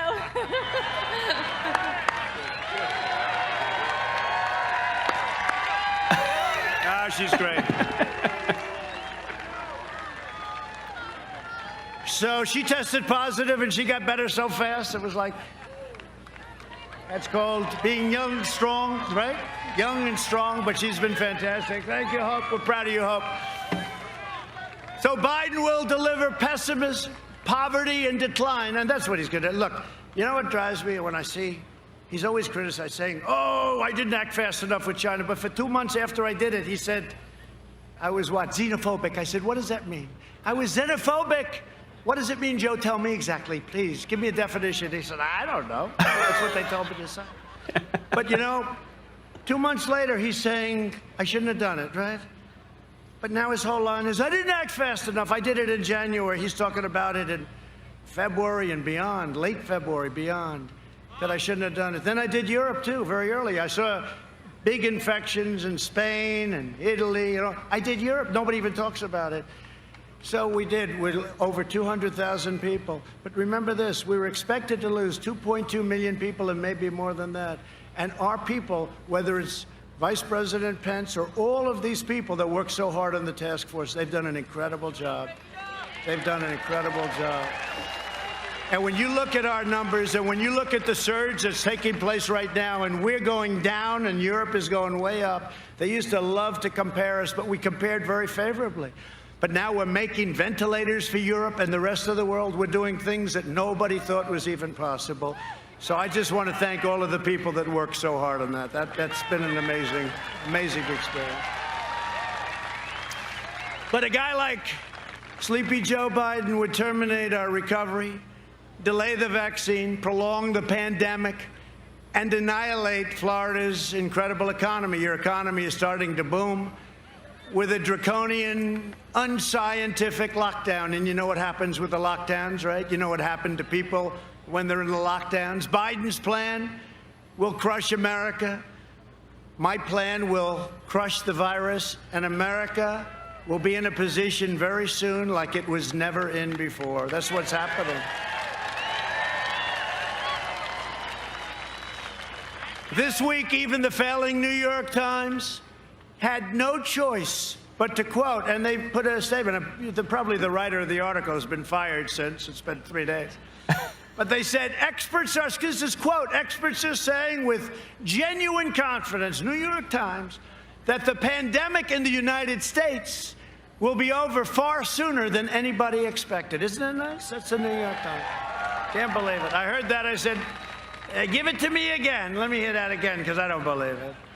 Our early and aggressive action saved as many as 2 million, but maybe much more, as we said, maybe much more than that. We pioneered life-saving therapies. Well, here I am. I mean, you know. Here I am. That's it.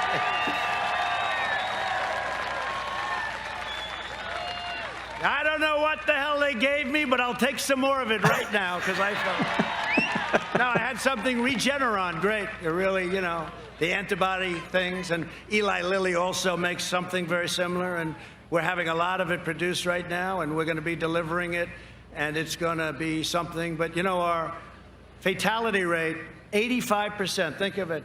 We have it reduced 80 to 85%, all the way down. So this is what we've done is incredible. We understand what's going on. We understand that 99.9 for young people, like Barron gets it. I said, how you feeling? Not good. How you feeling 2 hours later? I'm feeling great, Dad. It's, you know. Whether we like it or not, they have a little better immune system than we do, right? You know, we don't like to admit it. Let's never admit it, but that's the way it is. No, Barron's great. Our First Lady is great. People love our First Lady. They love our First Lady. Man, the abuse that she takes, she is a fantastic woman. She loves you. She says love. But they love our First Lady. I love her. We do love the First Lady. We love her. She's great. And they love our family. She should be on the cover of every Ivanka? magazine. Do we love Ivanka? They would never do it. Right? And Don and Eric and Tiffany, they all, and they gave up a lot. You know, you don't read that. I lost hundreds of millions, billions of dollars through this. You know, this cost me billions, right? I don't take the salary. It's 450,000. I don't do this. But if an Arab gentleman happens to stay one night in one of my hotels for $642.13, headlines, Trump is ripping off the side. These people are bad. Billions of dollars I lost by doing this. And you know what? It's the greatest investment I ever made because it's an investment in our country. It's an investment in our country.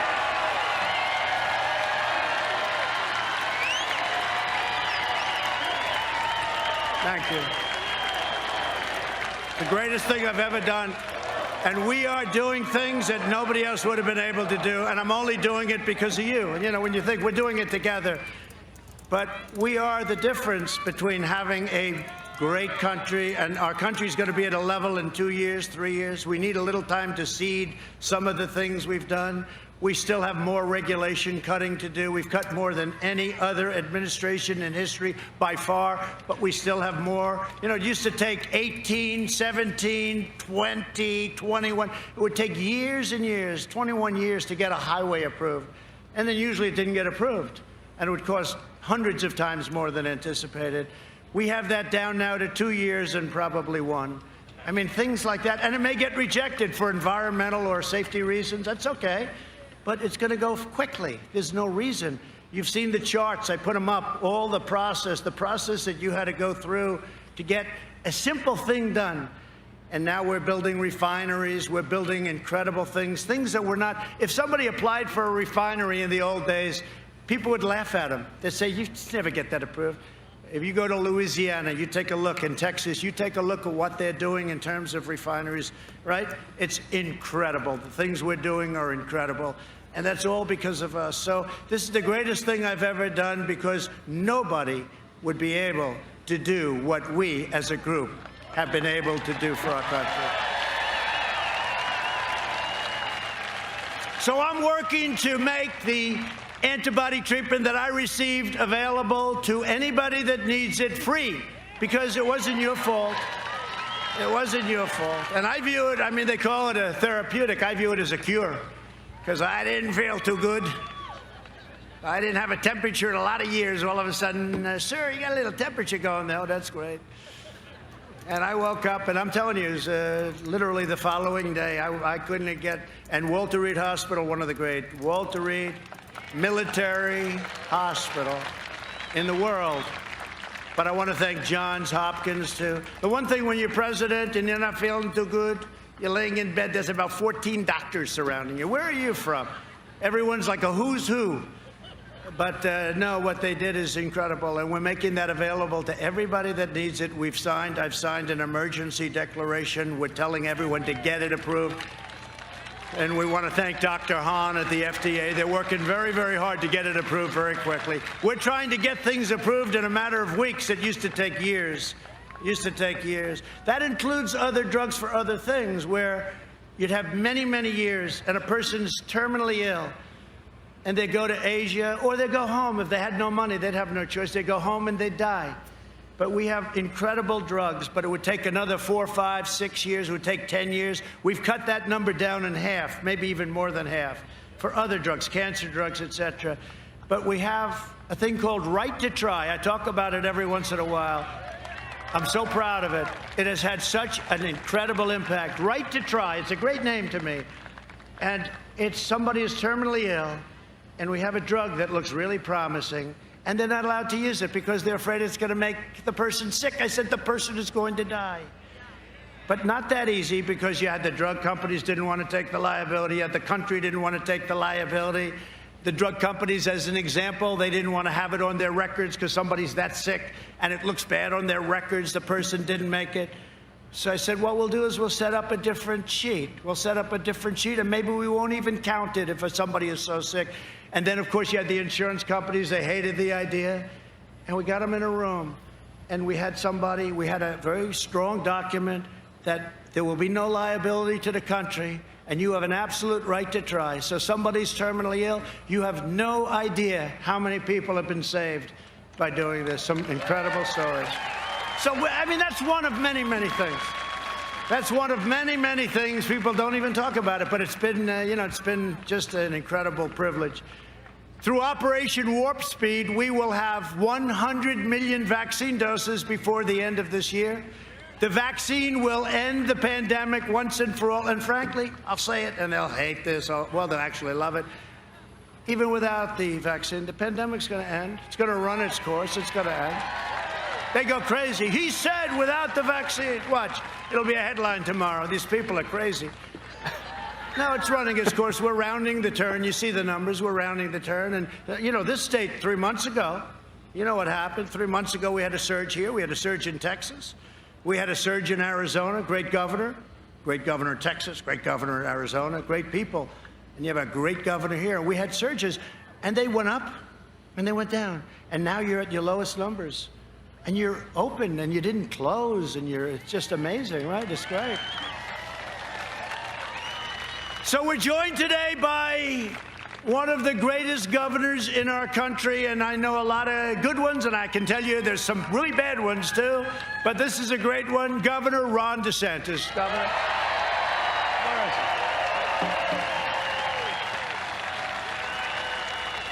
Thank you, Ron. I heard your speech was great, Ron. I heard you did a great job. He's done a great job, and he's been my friend. Hey, Ron, are we going to win the state, please? Okay. If we don't win it, I'm blaming the governor. I'll fire him somehow. I'm going to fire him. I will find a way. Anyway, thank you. And members of Congress and friends of mine and warriors, Matt Gaetz, who we said hello to. Matt. Great guy.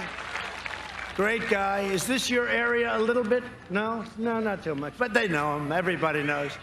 No, he's a warrior. He's a fighter. Also, Neil Dunn. Where's Neil? Neil, thank you very much.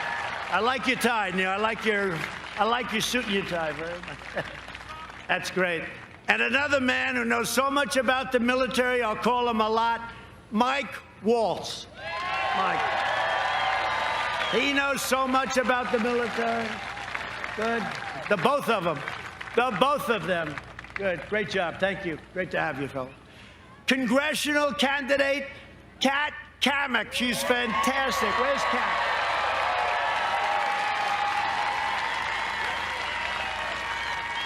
Aren't you like at a Trump 45 or something? Tell me, how many points up? 16. How much? 16. Well, that's pretty good. That's a good Trump district, I'll tell you. Kat's going to be there. She's going to win it. That's a great job. And a woman who was in charge of Michigan, you all know her. She was in charge of Michigan. Michigan hadn't been won by a Republican in decades and decades. She was horrendous to me. She kept calling me, please, sir, one more speech. Just come to Michigan. You're going to win it. I said, all right. Finally, toward the end, 4 years ago, I said, you know what? That's it, okay? I'm leaving. That's it. I'm not coming back for it. That's okay, sir. You don't have to. We're going to win it. I get a call the following day, so you have to come back for one more speech. And I did it. And we won the great state of Michigan, and she was in charge. Head of the Republican Party now, Chairwoman Ronna McDaniel.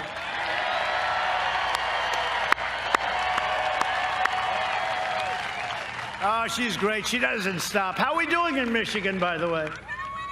I heard. Yeah, poll came out. We're up 1 in Michigan. We're doing well. I mean, we should be up 30 in Michigan. We brought many car plants. You know, they hadn't had a plant for 40 years, and we have many of them being built in Michigan. So we're going to do great in Michigan. Today, we're also praying for all of the families on the Florida Panhandle. I love that Panhandle. I don't know what it is. I know it's a little away from here, but I'm going to say it anyway. Hurricane Sally, the Panhandle, you know, we came and we were doing really well in Florida. And then the Panhandle hadn't been counted yet, right, Matt? And we went out and they said, Trump has just won Florida. I said, wait a minute, they haven't even gotten through it. They said, no, the Panhandle was like 94% or something. They said, if Trump is even coming into the Panhandle, there's nobody going to beat Trump. And we won it pretty easily, I'll tell you, but the Panhandle, so we're with the Panhandle 100%. Great people. Last month, I approved a major disaster declaration for the state of Florida, and I'll be with you all the way, and we're doing some rebuilding. You got hit with a lot of storms and a lot of hurricanes, and we're with you all the way. And, you know, when Ron calls up, he's always calling me, oh, sir, we need more money for this hurricane, that hurricane. We need more money for Lake Okeechobee. You don't care about Lake Okeechobee. Lake Okeechobee is pretty far away, but he wants more. But that's what a governor should be doing, right, when you think about it. I can get angry at him. I can say, that's enough. But he's somebody that wants it. And you two senators, by the way, Marco and Rick, they're doing a great job. And they're right now in Washington fighting for our new Supreme Court justice, okay? Marco and Rick. Great people. They're great people. I thought Marco was little Marco. Under my Hold on. administration, No, he's great, we though. built the He's great. greatest He's on board. economy in the history They're all of on the board. world. And now we are doing it again. You know what it's called? Make America Great Again again. See all those hats? Make America Great? Make America Great Again again. But I don't want to do it a third time, okay? But we're doing it really nicely. It's coming along at a level that nobody can believe. But these numbers are amazing. In my first 3 years, family income increased by $6,000. 3 years, 3 years. More than 5 times the gains in all 8 years under the Sleepy Joe / Obama administration. Oh, I got an emergency call today. They say, sir, I'm sorry to tell you, President Obama is going to start campaigning for Sleepy Joe. I said, so what's the problem with that? And they said, well, you know, he's going to start. I said, well, you know, he campaigned harder than Hillary last time, so why do we care? The other thing, he refused to endorse Joe. He knows what's going on up here with Joe. And Obama refused to endorse him. And even after Joe had won, he didn't want to. And then finally, like a long time later, he finally came out and endorsed him. But they called me. They said, you know, Obama's going to start campaigning. I said, is that good or bad? Because I think it's a good thing. Because, you know, they did a lousy job, and I wouldn't be president of the United States if they did a good job. I probably wouldn't have run. And if I did, I probably wouldn't have won, you know. So it's one of those things. They did a lousy job, and that's why I'm your president. African-American income grew 9 times more. Think of that. African-American, and these are numbers that Larry Kudlow given to me right from the book. The great Larry Kudlow. African-American income, think of this, grew 9 times more than it did under Biden and Obama, right? That's a big number. African-American unemployment, Hispanic-American unemployment, and Asian-American unemployment all reached record levels, like levels that nobody's seen. It is amazing when Biden sits and he criticizes you, and then I say, wait a minute, it's not like he left 25 years ago. He left 4 years ago. And I say, you know, he's always criticizing. Yeah, he's not criticizing. He's got guys that write. They write pretty well, too, by the way. He has no idea what he's reading. But he's very critical. And you think, he's been doing this stuff for 47 years. Why didn't he do it before? Why didn't he do it before? We lifted 6.6 million Americans out of poverty. Since the China virus, we have created a record in the history of our country, 11.4 million jobs over just a short period of months. We've already cut the unemployment rate in half, and we're now down to 7.8. And I'll tell you what, I never thought I'd be happy with 7.8. I told you. But when I hear 42%, 38%, it's going to go to a number like nobody in history, I said, we can't let this happen, and we did a hell of a job. Under Biden, it took 30 months to recover more than half of the jobs lost in the crisis. We did it, instead of 30 months, we did it in 5 months. Think of that. Jobs have been recovering 23 times faster than the Obama recovery, which was, by the way, the worst recovery, slowest recovery in the history of our country. Now, they only go back till 1929, so, I don't want to have them say, there was something that happened in 1851, but I don't think. They go back to, I think, 29, all right? Long time. But it's the slowest, the worst recovery. We've stopped businesses from leaving, and factories are pouring back into our country. We've spent the last 4 years reversing the damage Joe Biden inflicted over the last 47 years on NAFTA. We got rid of NAFTA. Did I tell you everyone said you can't do it? You know why you couldn't do it? They said you couldn't do it. You know why? Because it was so good for Mexico, and because it was so good for Canada, they said you'll never pull it off. They have a lot of power in our country, those two countries. I got rid of NAFTA, and now we have the USMCA, which is just kicking in. And the other two countries, we like them both very much, but they're not thrilled. TPP, we wouldn't allow it to happen. That would have destroyed your automobile businesses, right? And China's entry into the World Trade Organization, Joe Biden approved that one. The single worst deal we've ever made. It's true. Because China was flatlining until that happened, and then they became like a rocket ship. And they are considered, a developing nation.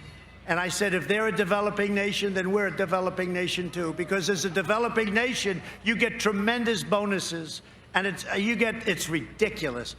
No more. And by the way, we just won a lawsuit, $7.5 billion. We haven't won a. They're treating us with respect, but we'll find out about the World Trade. And we took ourselves out of the World Health Organization. Is that okay? We took ourselves out of the World Health Organization. Because, frankly, we put up $500 million a year. So we have 325 million people. We put up $500 million of World Health, okay? It's not the biggest thing, but it's a lot. We did $500 million. China, 1.4 billion people. They put up 39 million a year.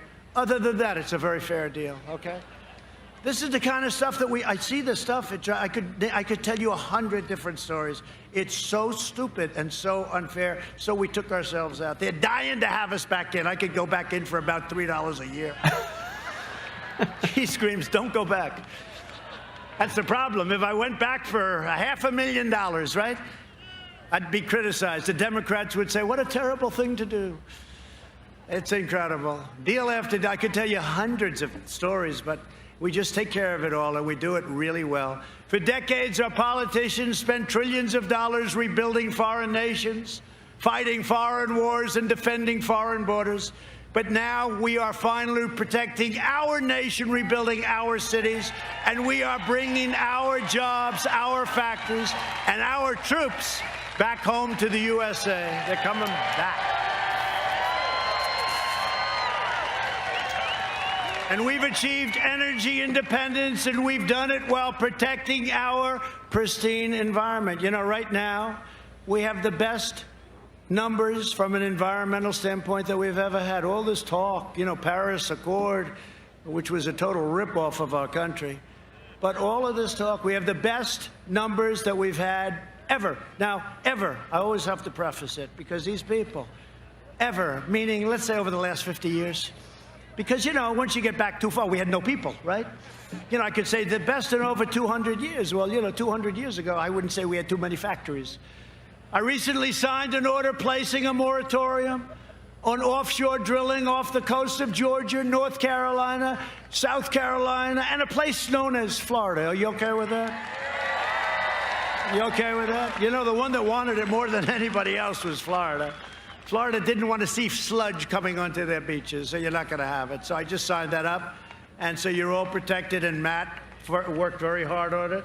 He worked very, very hard on it. And so did your other great people here today, and your governor wanted it very badly, so we got it done. We invested $2.5 trillion in the United States military. We launched the first new branch of the U.S. Armed Forces in 75 years. It's called the Space Force. I brought back NASA, which is now the #1 space center by far in the world. It was a closed-up mess. And we passed VA choice and VA accountability, and we have now a 91% approval with our vets. Never had anything even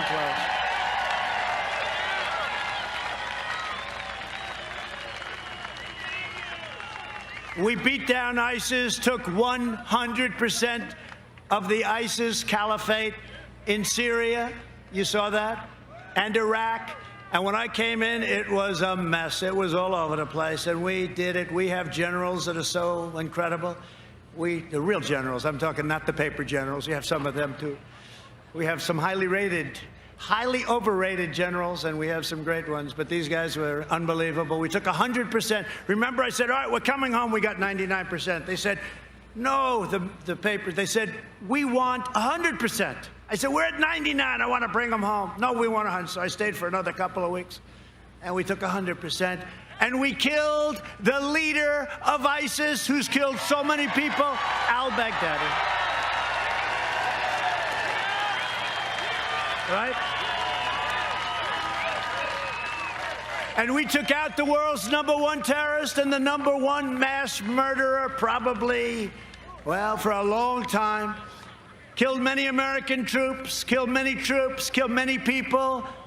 Qasem Soleimani is dead. He's dead. One of the biggest things ever to happen in the Middle East. People couldn't even believe it.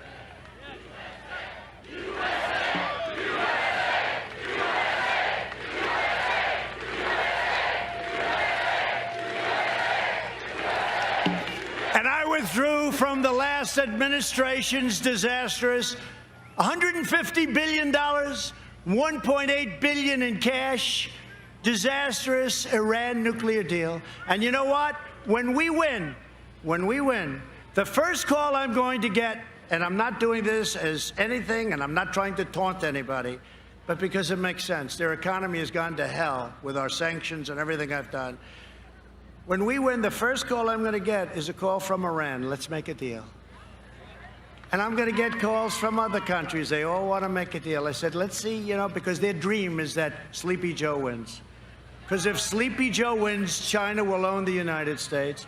If Sleepy Joe wins, Iran will make another crazy deal where we pay him a fortune for nothing. We got nothing in that deal. That was a John Kerry incompetent deal.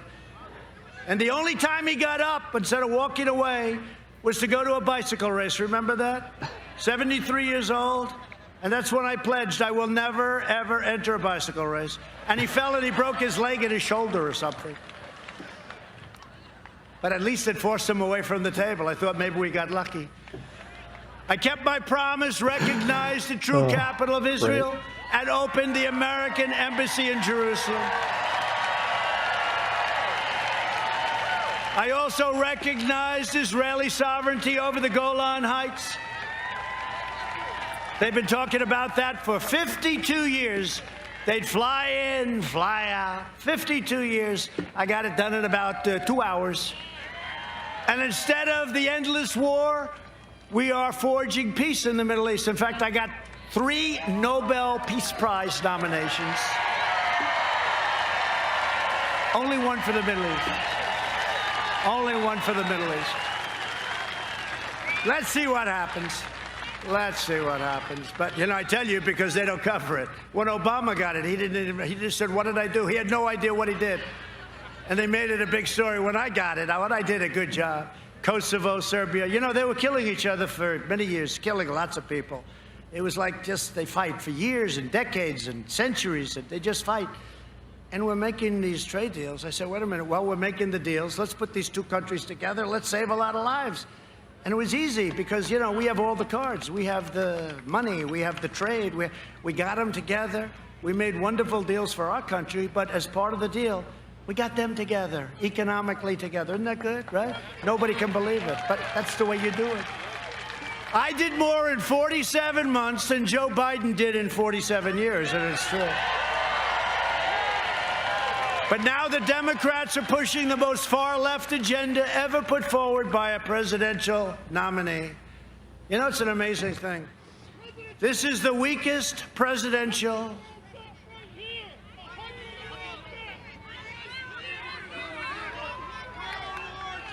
Oh. Go ahead, say it. Go ahead. 100-year-old veteran right here.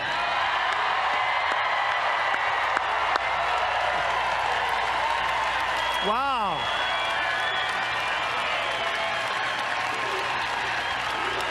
God, he looks beautiful. 100, huh? Looks better than I do.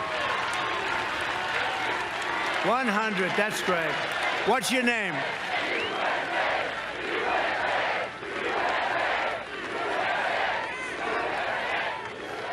Well, I want to thank you very much, and he does not need Regeneron, okay? That I can tell you. You look fantastic, so sit down and enjoy it, okay? What a beautiful guy. 100, you look beautiful. Thank you, congratulations. That's nice, great, I'm glad you pointed it out. The Biden plan would destroy Social Security, destroy protections for pre-existing conditions, you know that. Biden vowed to terminate our travel bans on jihadist regions. He wants to get rid of the travel. You know, I won the travel ban, right?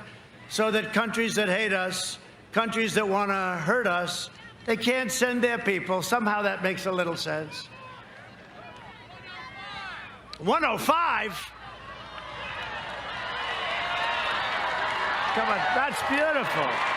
Wow, 105. Wow. 105. So he went through what? How many? Two? How many wars? 2 wars? Well, he looks good, I'll tell you. That's great. Congratulations. You look beautiful. He's got a better head of hair than I do. I like your hair better than mine. Look at that guy. 105, and he's got better hair than the president.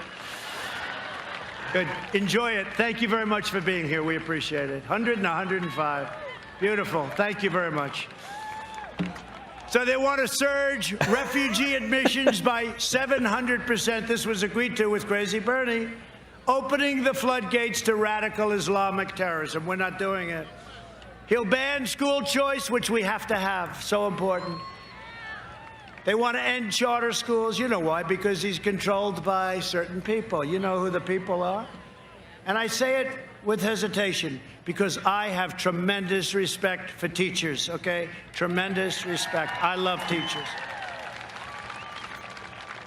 And he wants to end your Florida Opportunity Scholarships. In the second term, I will provide school choice to every parent in America. We're already starting. A vote for Republicans is a vote for safe communities, great jobs, and a limitless future for all Americans. It's very simple. It's really a vote for the American dream. That's what it is. Like these two guys, 100 and 105. Look at them. Great going. Great. So that's beautiful. A lot of spirit. Hey, do we have spirit or what? Yeah.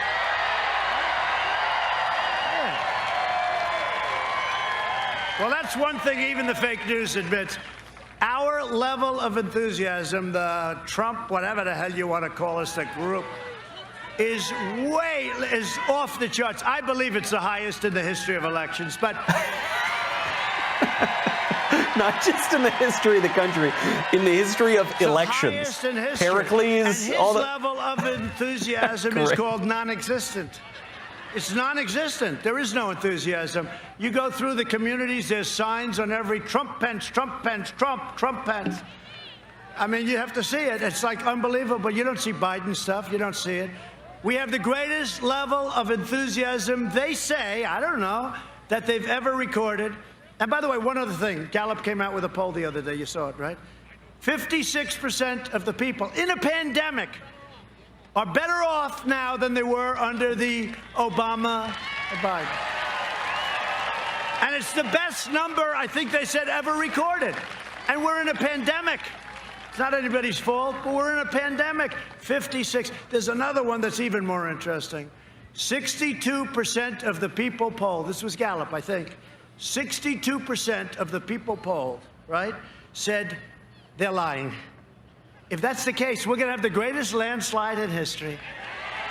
I don't know if it's true. I don't know if I should be honored by it, but we'll take it. I probably shouldn't be talking about it, but we'll take it. Now, did you see that one? 62% of the, because they don't want to be bothered. Just leave me alone. We'll vote for Biden. Who the hell cares? But then they go. I can tell you a lot of people vote for us that you have no idea because they want low taxes. They want a strong military.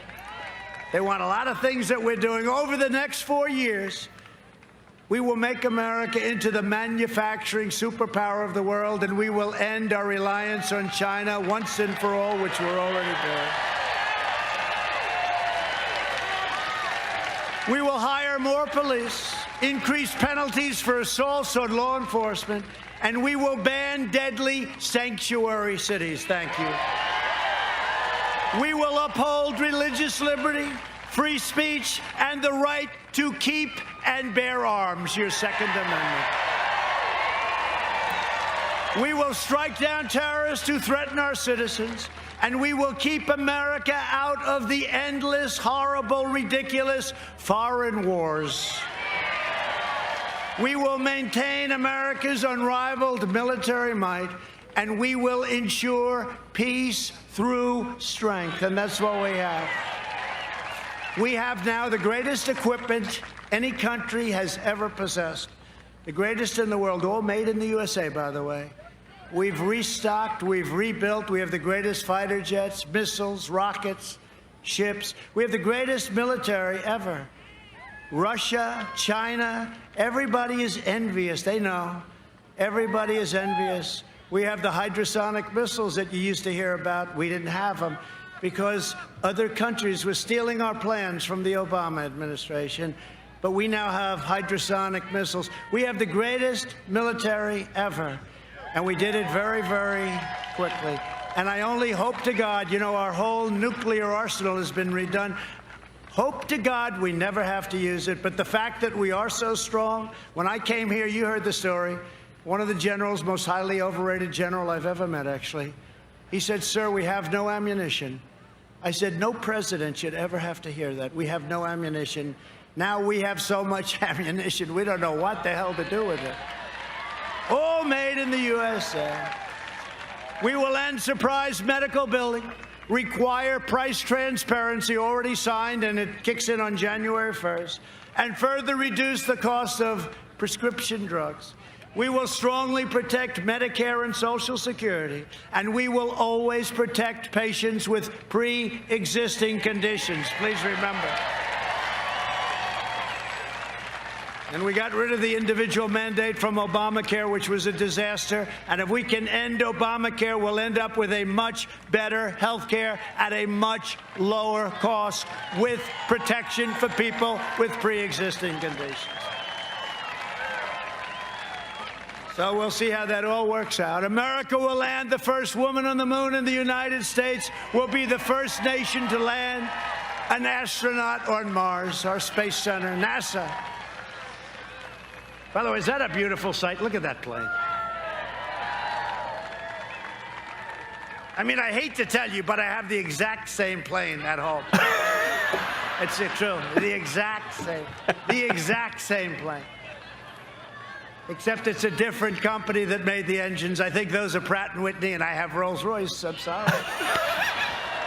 No, I have the exact same plane, but that is one of the most beautiful planes. 757, one of the most beautiful planes in the world. That's the smaller version of Air Force One, you know that. See, I'm trying to save a couple of bucks for the contract. We will stop the radical indoctrination of our students and restore patriotic education to our schools. We will teach our children to love our country, honor our history, and always respect our great American flag.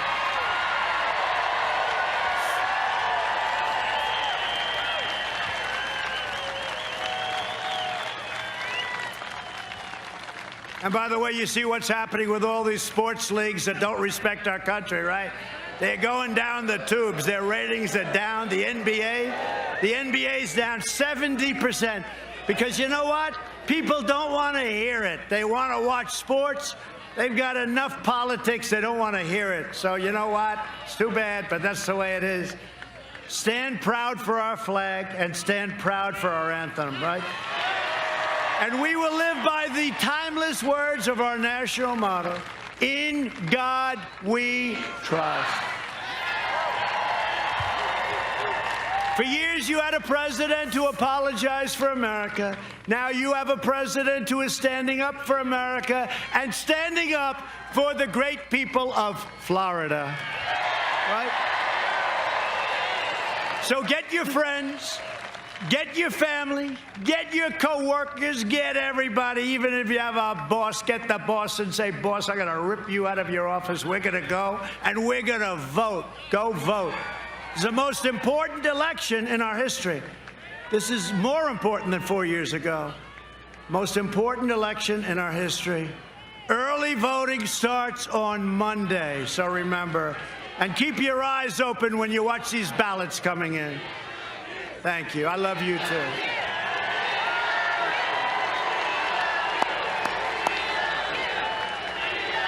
Thank you. Go out and vote. Send in your absentee ballots if you want to do it that way, but make sure it counts. From Tampa to Tallahassee, from Pensacola to Miami, and from Jacksonville to right here in Ocala. I love Ocala. I love this place. I love horses, right? You like horses around here, right?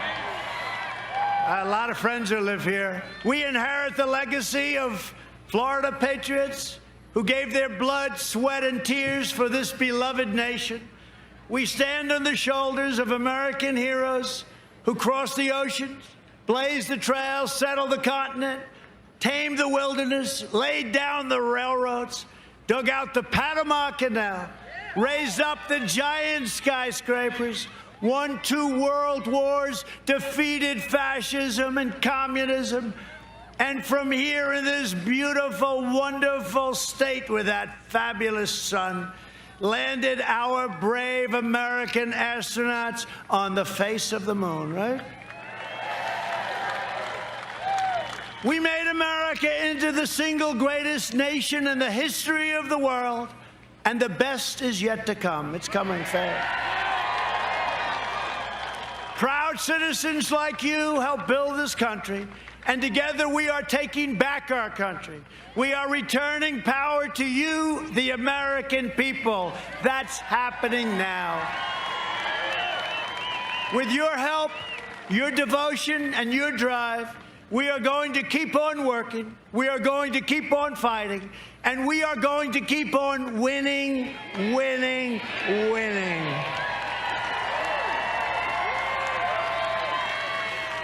We are one movement, one people, one family, and one glorious nation under God. And together with the incredible people of Florida, we have made America wealthy again. We have made America strong again. We have made America proud again. We will make America safe again. And we will make America great again. Thank you very much. Get out and vote. Get out and vote. There he is. Man, what a rally. We were on for, I don't know, 2 hours or something like that, more than 2 hours. And President Trump absolutely kept the energy up the whole time. You know, I've seen a number of these rallies, but for a guy who just had the dread coronavirus, he sure looked like he had a lot of energy. We're going to be talking about it over at dailywire.com, but you have to be an All Access member. And there's a lot to talk about when it comes to that rally. Man, I wish I had a show tomorrow so that I could do it on my podcast, but instead we're going to do it on the All Access. So head on over right now, dailywire.com/Knowles, Knowles. You get 20% off your All Access membership, which comes with a whole lot of stuff. You get Leftist News tumblers, you get wonderful, wonderful perks, which I do not have time to list right now. And you get to hang out with us over there at All Access. You will get 20% off with the code RALLY. That is dailywire.com/Knowles. See you over at the Daily Wire for some more discussion with our All Access members.